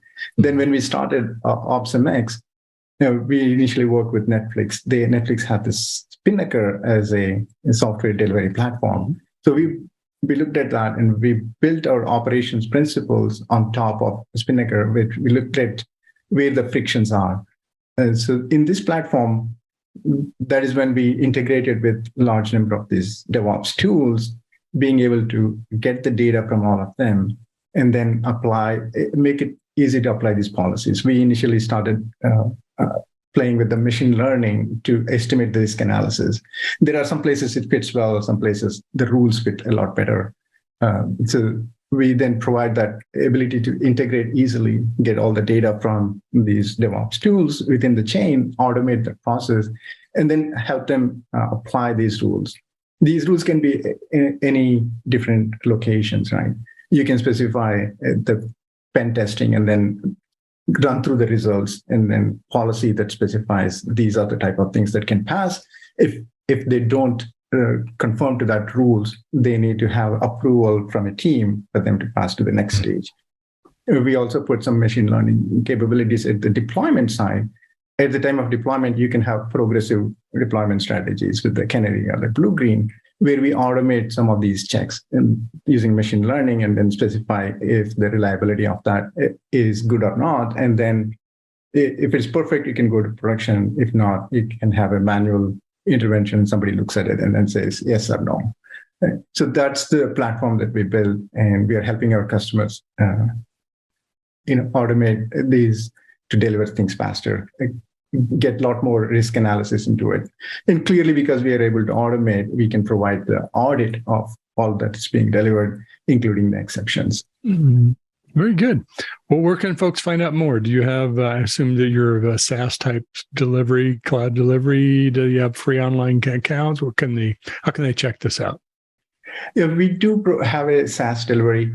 We also have on-prem, but you can try out at opsmx.com, subscribe to our SaaS trial and check out all these features and see how they all fit in together. Great. Sounds pretty easy, pretty painless. Well, it's very nice talking with you. Thank you for joining us, and I hope you'll come by as things kind of progress. It's like I said, it's a conversation that's happening in the boardroom and hallways, and the engineering design review and the security architecture discussion. Across the board, we're all working on how do we get better at this, and hopefully we can do that together to help. Yeah, we are pretty excited being able to be in this area and bring these ideas forward. Very nice speaking with you, Mitch. You bet. Check out opsmx.com, right? That's right. .com. Thank you much. Thank you.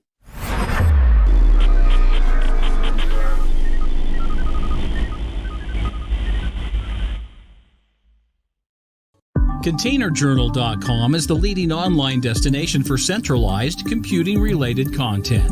ContainerJournal.com covers all aspects of software containers, from container management, data management for containers, container security, networking for containers, to the entire container ecosystem, Kubernetes, microservices, serverless, and more.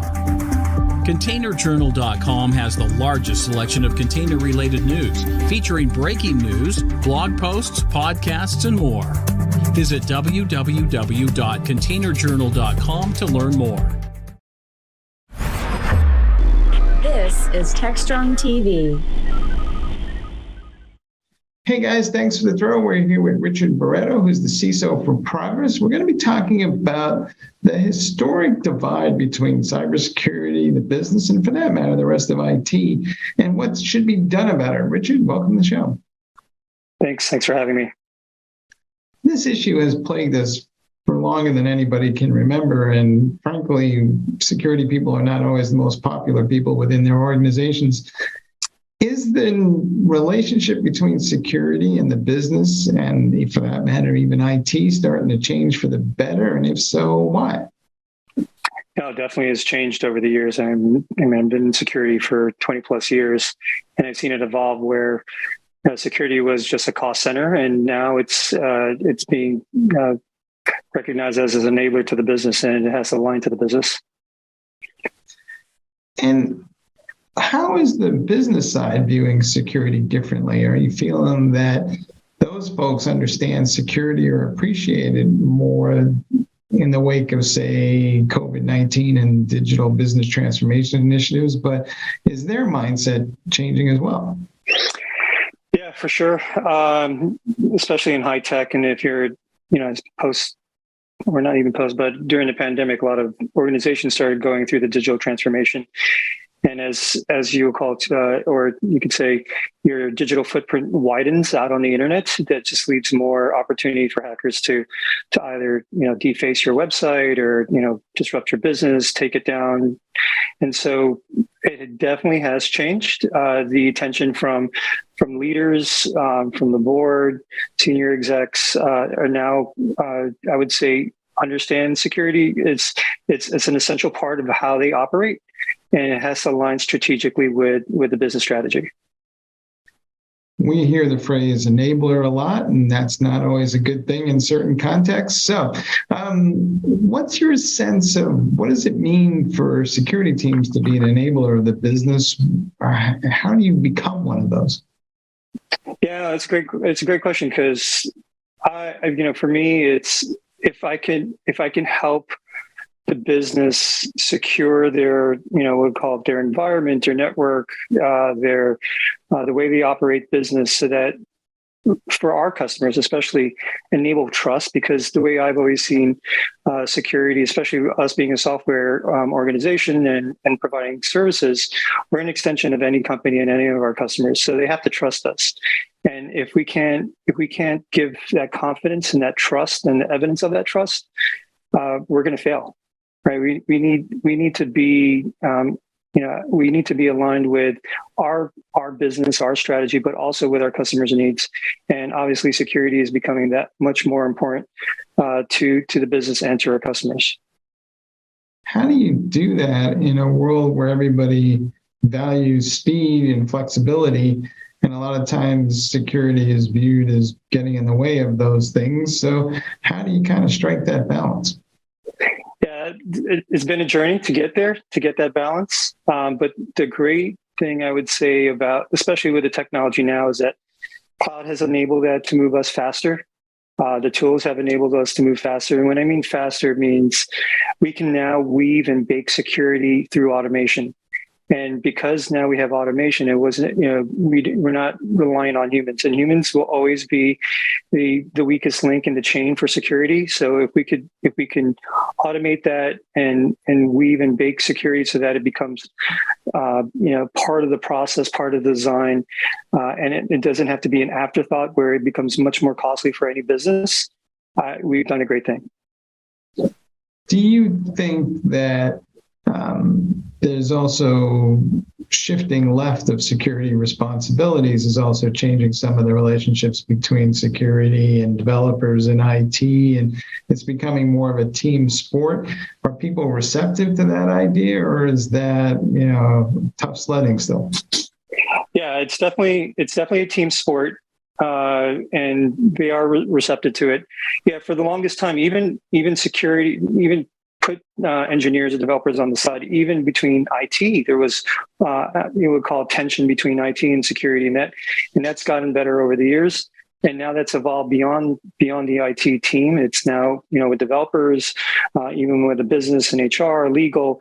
And so if we're not good partners, if we don't have good relationships, we're never going to achieve our common objective. And it is, I can't, so the way I always, when I talk to, especially engineers, they make more security decisions on a daily basis than I do as a security professional. And this is my main business, this is my main job and role, but they have hands on the keyboard. So they're constantly making security decisions. So it is my responsibility to be sure that they're equipped to make good security decisions, or not making decisions at all, because it's already baked into the process. And that will hopefully, especially through automation, will allow them to move faster. It's hard to talk about automation these days without bringing up the fabulous concept of AI. We all think that somehow or other AI is going to save ourselves from ourselves, but what is the state of cybersecurity AI these days? What should we really expect? Yeah, honestly, I think it's still developing. AI means different things to different people. There's definitely some, new technologies, especially a lot of startups coming up, specifically in the AI space. I don't know enough about it to say, like I'm an expert in it, but I'm definitely seeing some trends, and we got to just be careful that eventually AI will be a major thing in our environment.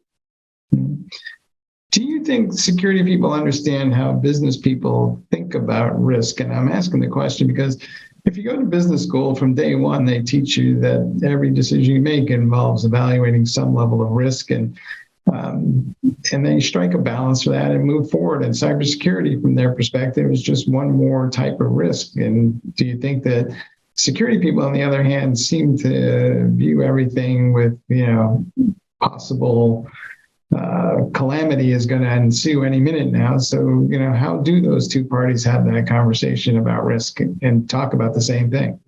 Yeah. So I've learned over my career that you got to live in the grays. Is nothing, everything is black and white. And even in gray, there's shades of gray, right? It really depends on the business. It really depends on the individual. One of the toughest parts, as I was growing into this role and throughout my career is understanding what's tolerable to the business, right? From a risk perspective, like the concept of there's a vulnerability and it's exploitable, but then when you start to you start to decompose that and say, all right, well, what's the likelihood of that? How exposed is that to the internet? Is it attached to critical assets? And so when you start to have that conversation, decompose what risk is, like likelihood, impact, etc., you start to realize that there's certain risks you can live with, and like we do it all every day, in our daily lives. Like there's always a chance that someone's going to break in my house, or there's always a chance that someone's going to break into my car, or even get into my bank account. But you have to have certain controls in place that gives you comfort to try to reduce that risk. My job is to try to communicate that risk to the business so they understand, hey, here's the risk that we're living with. Also highlight the areas that we need to get better at risk, but also give them opportunities to make that risk tolerable for the business so that they feel comfortable that, we have our we'll call it prepared for any potential attacks or anything like that. Are security teams kind of changing the way they evaluate risks accordingly? Because not too long ago, the motion was, here's a list of vulnerabilities in a spreadsheet, throw it over the wall, and you should fix all of these with any context as to what mattered, when, and why. And so surprisingly, nothing got done. Yeah, no, I went through that pain. It was, it wasn't fun. And I didn't make good friends after that. You're absolutely right. I think what's missing is, so security tools are designed to do one thing: check if it's green, or check if it's red. All right, it's very binary. The thing that it's missing, and this is the art of a security professional, is you have to start to take in the context of the business. You have to start to take the context of the operations. We talk about how much we have to translate risk to the business, or security risk and technology risk to the business, but also same applies vice versa to technologists. We need to understand the business and the risk that they're taking, and how does that impact the technology and decisions that we make around building our systems. And so if you can do both and have, be that translator between both the business and technology, you're in a great spot. As noble as all this sounds, we are putting more at risk through digital business transformation initiatives, and the bad guys are getting smarter and launching more attacks with more sophistication. So what's your sense of, are we winning or losing? To tell you the truth, I think we're losing. I think we're losing because the difference between, so I started my career in the .com era, right? The sophistication and the resources and the investment to learn how to attack an environment or a business it's just crazy. It's exponential. It's like a hockey stick. And so, like, when I first started off early in my security career as a pen tester, the things that they're doing now today, especially with the tools that they have, is far beyond what I knew, what I was capable of doing. And for me to just learn some of the techniques and tactics that they're doing today would take me years to relearn. What we just, again, going back to your question, I think we're losing in a sense that we're now fighting against nation state. We're now fighting against, organized crimes. In the early 2000s, they may have existed, but not as big as it is today. There's definitely, the an economy around cybersecurity, hacking, and threats. And how do you compete with that? And the only way we can compete against that is my job is to be able to defend my house as best as possible, to ship the most secure products as possible, but then also have good detection and response so that I can make it costlier for our attackers so that we become unattractive to attack. Is perfect security attainable, or is that a pipe dream that we all have? It is. And part of this issue is instead of trying to achieve that goal, maybe we should just take a giant step back and say, we need reasonable security. No, it's a pipe dream. It's like saying the world's free of crime. It does not exist. However, there's a certain, again, tolerance that we have to live with, and there's certain controls that we have to have in place that we just make it part of our daily living, right? Like we have locks on our doors, we have, security systems that are monitoring our environment. The same applies. There's no perfect. I think I forget who. I'm sure one security, a famous security leader or an executive said the best way to secure something is just unplug it from the internet. And even that, in my opinion, it's still hackable. Right, especially if you worked in aerospace defense. There's a lot of folks who are dabbling in security. They get into it for a couple of years and then they burn out and leave. You've been at this for a while. What's your secret for longevity? Yeah, that's a real thing. I've been sitting in a lot of roundtables lately, and one of the discussions that's coming up, more than often is burnout. Not just at the CISO, I think to your point is even security professionals. How do you again, we're fighting this fight, right? There's threats all the time. There's another Log4j. There's another SolarWinds. It's like you're firefighting all day. The key is, it's first of all, to get into this field, you have to love it. You have to be curious. You have to enjoy it. Because if it's just a job, a 9 to 5, you're going to burn out very quickly. But having good work-life balance, making sure that you keep, you balance the amount of work that you have, but also balance it with life and family. But you can't consume yourself into work. I think this just goes for everyone. But for me, if you enjoy your job, if you're passionate about it, that's great. But good work-life balance, good, if you meditate, exercising. I love sports. So I'm a big tennis fan. So I play tennis at least once a week, and that helps me maintain. I'll try to get up early in the morning for a jog or do some cardio. That helps maintain that stress levels. And if you, it's all about, balance between mind, body, and spirit. One of the issues, of course, is the bad guys got to be right once and the security people have to be right all the time. But do we need to change the definition of what winning is, because it's impossible to be right all the time? So do we need to cut security people a little bit of slack so they're not losing their minds? Yeah.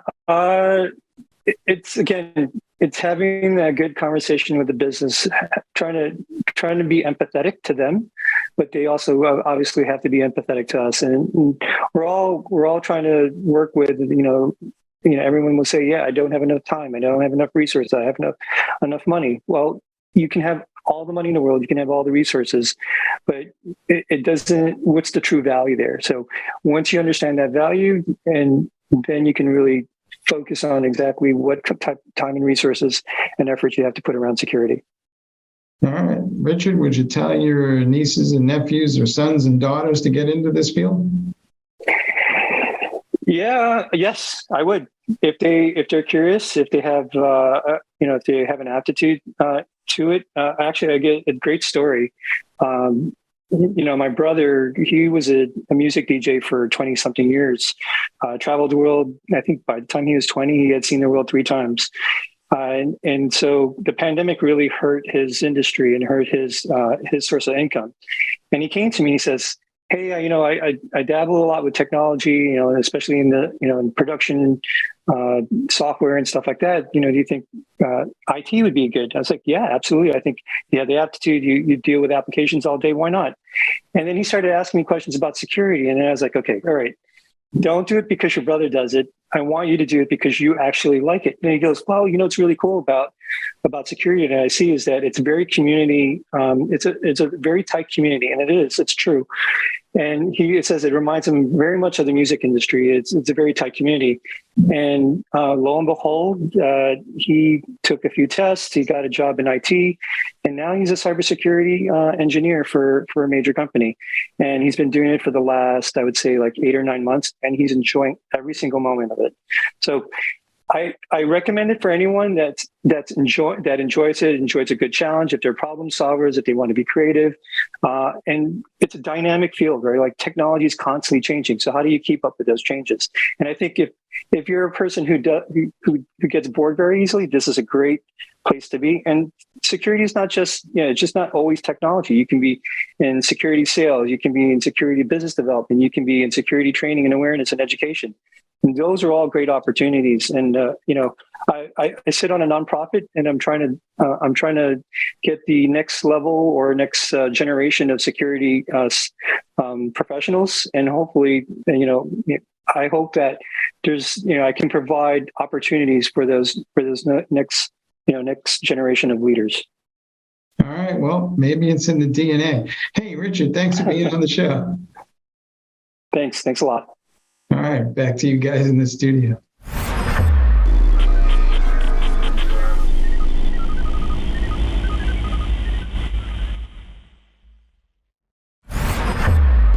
This is Techstrong TV. Hey guys, thanks for the throw. We're here with Mark Batchelor, who's CTO for 443ID. We're talking about open source intelligence as it applies to security and what's going on in the world. Mark, welcome to the show. Yeah, thanks for having me. I appreciate it.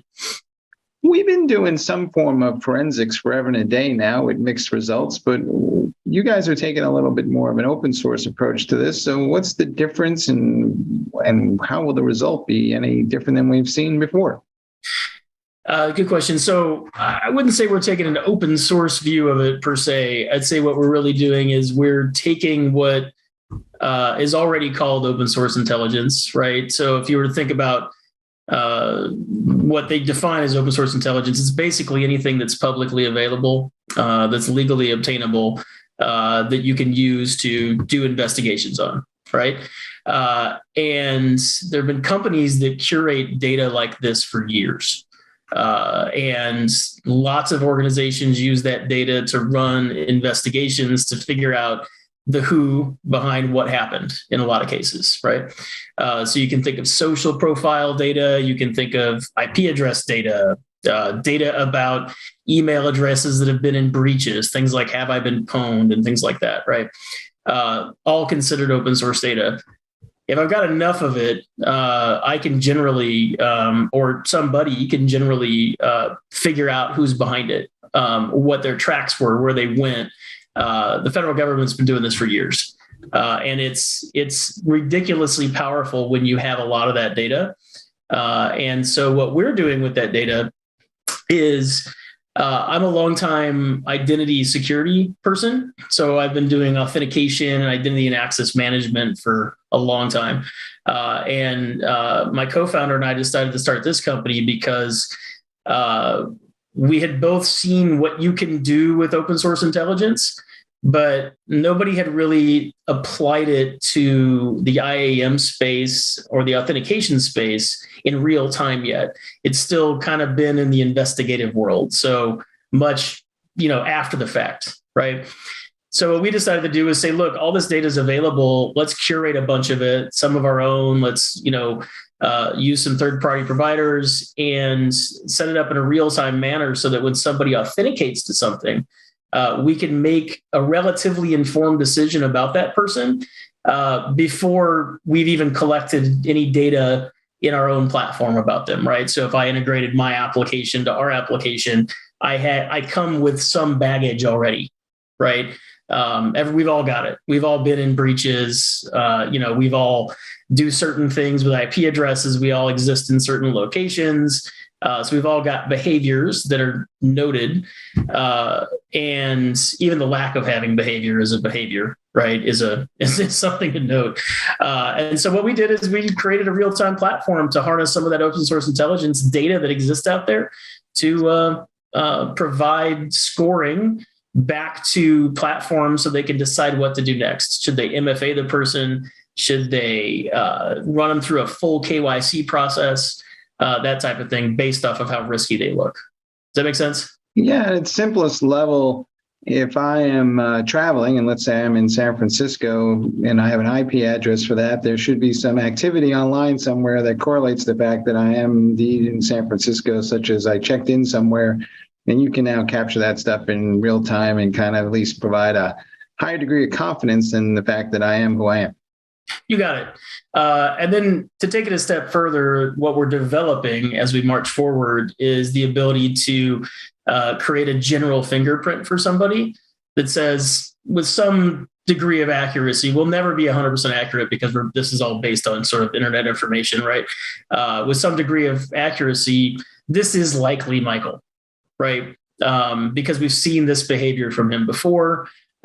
We know that he generally logs in this area from this ISP. This probably really is Michael. And if your fingerprint changes or your behavior changes, we can determine that this probably isn't Michael. You should probably ask for more stuff before you authenticate this person, right? And what was the hard part about being able to do that in real time? Because all this data is out there and there's a bazillion APIs for collecting it. So what needed to happen on the back end to capture all that data and turn it into something actionable? Yeah, that's a good question. So that's kind of the gist of it really, is that back end, right? So we had to build a pretty robust data ingestion platform, right, that normalizes things. And then once it's normalized, sort of a caching mechanism to make sure that we aren't constantly calling out to third-party providers and things like that to get more data. But what we really were trying to set out to do with that back end was let people create, we call them policies, right? Let people create policies that tell us what level of risk they're willing to take for that particular login flow or registration flow or whatever happens to be. So we let them tune our policies so that the score that we give back is valid for what their use case is, right? And so the hard part about all that was kind of putting together an algorithm that would normalize all that and make it, for lack of a better term, kind of dumb it down to get it down to a single score. Right. And so we wanted them to be able to influence our score, which is why we've got both sides of the equation there. We can influence scores. We can also give them all the derogatories about that person. Does that make sense? Yeah. And the idea is that not everything has the same level of risk, and you don't really want to interrupt the customer experience too much for a low level risk scenario versus something that's higher risk. And today it seems like a lot of the policies we have in place are blunt instruments. So I can be a little more fine-grained approach. Yeah, 100%. So the example I always give is, if I'm Twitter, I want more users. Do I care if they're bots? Kind of. But I still want more users. So I'd probably set up a policy that says, look, let more risky people in. Right. I don't care as much if they're on a Tor exit node. I don't care if they're coming to me off of a VPN. I don't care if they're been in a lot of breaches because I want more users. Whereas I'm a bank, I don't want those users, right? I want actual people that have been KYC'd into my platform, right? So we let them kind of decide what they want to do with it, right? And it's always been one of the things about this type of data is that you haven't been able to influence. The facts are the facts. Right. And so you've either been in breaches or you haven't. You've either recently been in a breach or you haven't. But I've never been able to kind of tune it to my use case to say, look, I don't really care about the breaches, but I do care if they've been on a Tor node, things like that. Right. Who has the sophistication in these organizations to make those kinds of evaluations? I mean, is it really part of, say, a digital transformation initiative, or is it a security team who's looking at this? Who's kind of waking up in the morning going, we need a better way of looking at this stuff in real time?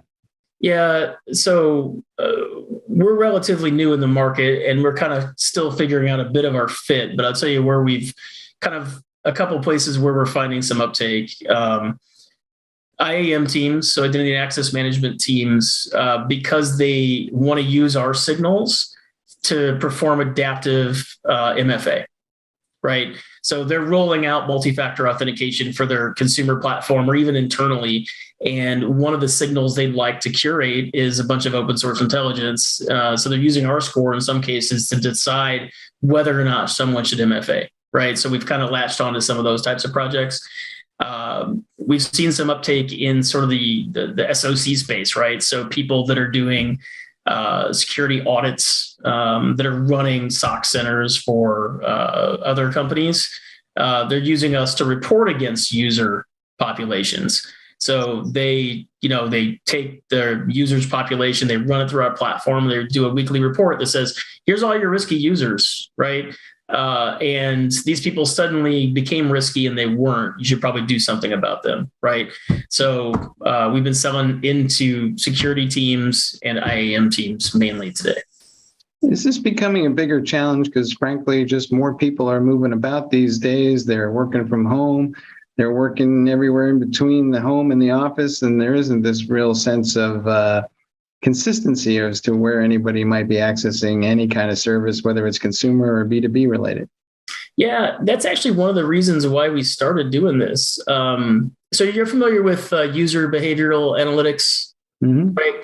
There's a bunch of companies out there that do UBA. And in general, UBA had been not relegated, but had been mostly focused on sort of internal activity, right? So, when do you open your email? When do you access this thing? When do you, what's normal for you, right? One of our premises was that on the internet, especially since everybody's remote now, what's the subset of that is interesting, right? So what IP address do you normally come from? What can we glean about your username or email address and your phone number, for example, if you're doing MFA or registering, right? Fed that data, can we do similar things that UBA does with less data? And we actually think we're pretty successful at it at this point. I like to call it UBA Lite. It's not really UBA Lite, but it's taking a subset of what they do to do the same thing. With everybody going remote, it actually opened the aperture up for us quite a bit, so that we could say, well, if you're in San Francisco today and tomorrow you're in New York City, that's entirely possible, right? That's not impossible travel. It becomes part of your attributes, right? So we come back later and we say, look, is it normal for you to be in New York City? Yeah, you've been there before. Is it normal for you to be in San Francisco? Yep, you've been there before. Is it normal for you to be in Las Vegas? Maybe not. And so now we ask for more authentication. Make sense? Yeah. Is there a line here between that which is helpful and that which might be deemed creepy? I mean, do you have to kind of figure out, what exactly is the scenarios that you're trying to apply this in? And without question, there's a line between that's useful and that's creepy. We're doing our best not to cross the creepy line. That's one of the reasons why we're only looking at those attributes that you would normally see, right? So email, IP, phone number, right? It's all readily available data. And yeah, it could be considered creepy. One of the things that I was always enamored with, now we're not doing this, but one of the things that I was always enamored with was the idea that ad tech companies could follow me all over the internet, so that they could sell me a pair of jeans, right? Hey, Mark likes jeans. He should show him ads for jeans, right? Now those companies only got to be right like 5% of the time or whatever it is in order for me to be happy with jeans. But the tech, I always thought you could do something interesting on the security side with something similar, without doing tracking, without playing the cat and mouse game of tracking cookies and all that kind of stuff, right? So that's what we're attempting to do here, is use similar concepts for security purposes. Right. And if I get it right, it's viewed as helpful, and if I get it wrong, it's kind of viewed as the latest version of trying to spam me because of where I am, but I get the point. Hopefully, as we go along, do you think the average person is going to realize more and more about how much signals that they're generating and that people are able to track that? And, once people understand that, it becomes less creepy, right? Yeah, it does. But to your point, fact of the matter is everybody's generating a bunch of signals, and we're attempting to curate those signals so that we can make better security decisions, right? And curate them in a real-time manner, right? Is where we're attempting to go with this. So you're absolutely right, though. Everybody's going to make more signals over time, and we will only be messier as things go forward. So what's the biggest challenge in setting all this up right now? Biggest challenge, we spent a bunch of time on that back end. The data ingestion piece to make this thing real time had been challenging. We finally got there with it. We're very comfortable at this point with the kind of scale we can handle. That's been challenging. And the other piece that we don't know yet is sort of the regulation side of things, right? So, what do California data privacy laws do to us? What does GDPR do to us? We're pretty comfortable with where we are right now because of what we're collecting and how we collect it, but we don't know what regulation will do to us in the future either. Right. So we spend a lot of time thinking about that and the way to do it right versus doing it in a creepy way. Right. That's actually been quite challenging. And to access this, I just need to call an API, or how do I actually feed this back into my systems? Single API call today. It's a get score endpoint, and you pass us username and or email /IP, and we'll run it, score it, give you back everything we know about it, and you make a decision. It's pretty simple. All right. Yep. What do you think is the biggest issue that people are not appreciating about this right now? I mean, does the C-level really understand what's possible, or the security teams? Is it education up at that level, or do you think the rank and file get this as well? Who understands what can be done? So I think that the security teams actually get this pretty well. They have tools for this already, investigative tools for this. Most good security teams today that do sort of post-mortems on hack attempts and that kind of thing are already using tools from vendors that pour over open source intelligence to help them figure out who tried to hack them, right? All we've done is just take that and want to put it real time into their workflows, right? So they get it. I think CISOs understand it because they're already exposed to it, again, but not in a real time fashion. And the rank and file, I think services like Have I Been Pwned have been valuable for the rank and file. And so they can just go and find out how many breaches they've been in, for example. That service alone has brought a lot of insight into, wait a minute, if I just have my email out there, you can tell me exactly how many breaches I've been in. That's kind of scary, right? So I think the rank and file are starting to get it, and they will use, our platform and others to use adaptive MFA and various other things, KYC, right, based on their scores, right? So I think they're starting to get there. I don't think what we're doing is all that new per se. I think what we're doing is, in a novel way, we've turned something that's been around for a while into something that's real time. All right, folks, like any tool, it can be used for good or ill. Hopefully our better angels will prevail. Hey, Mark, thanks for being on the show. Yeah, thanks, Michael. I appreciate it. All right, back to you guys in the studio.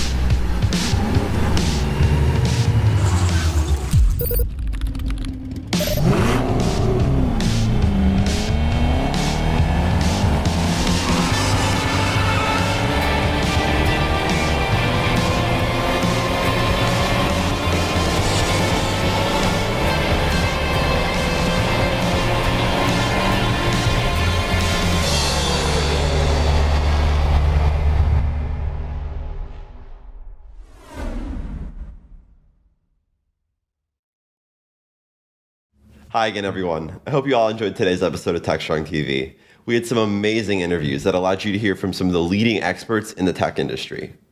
We'll be back again tomorrow, so we hope to see you then. And in the meantime, I hope you have a wonderful rest of your day, and thanks for watching. As always, stay strong. Tech strong.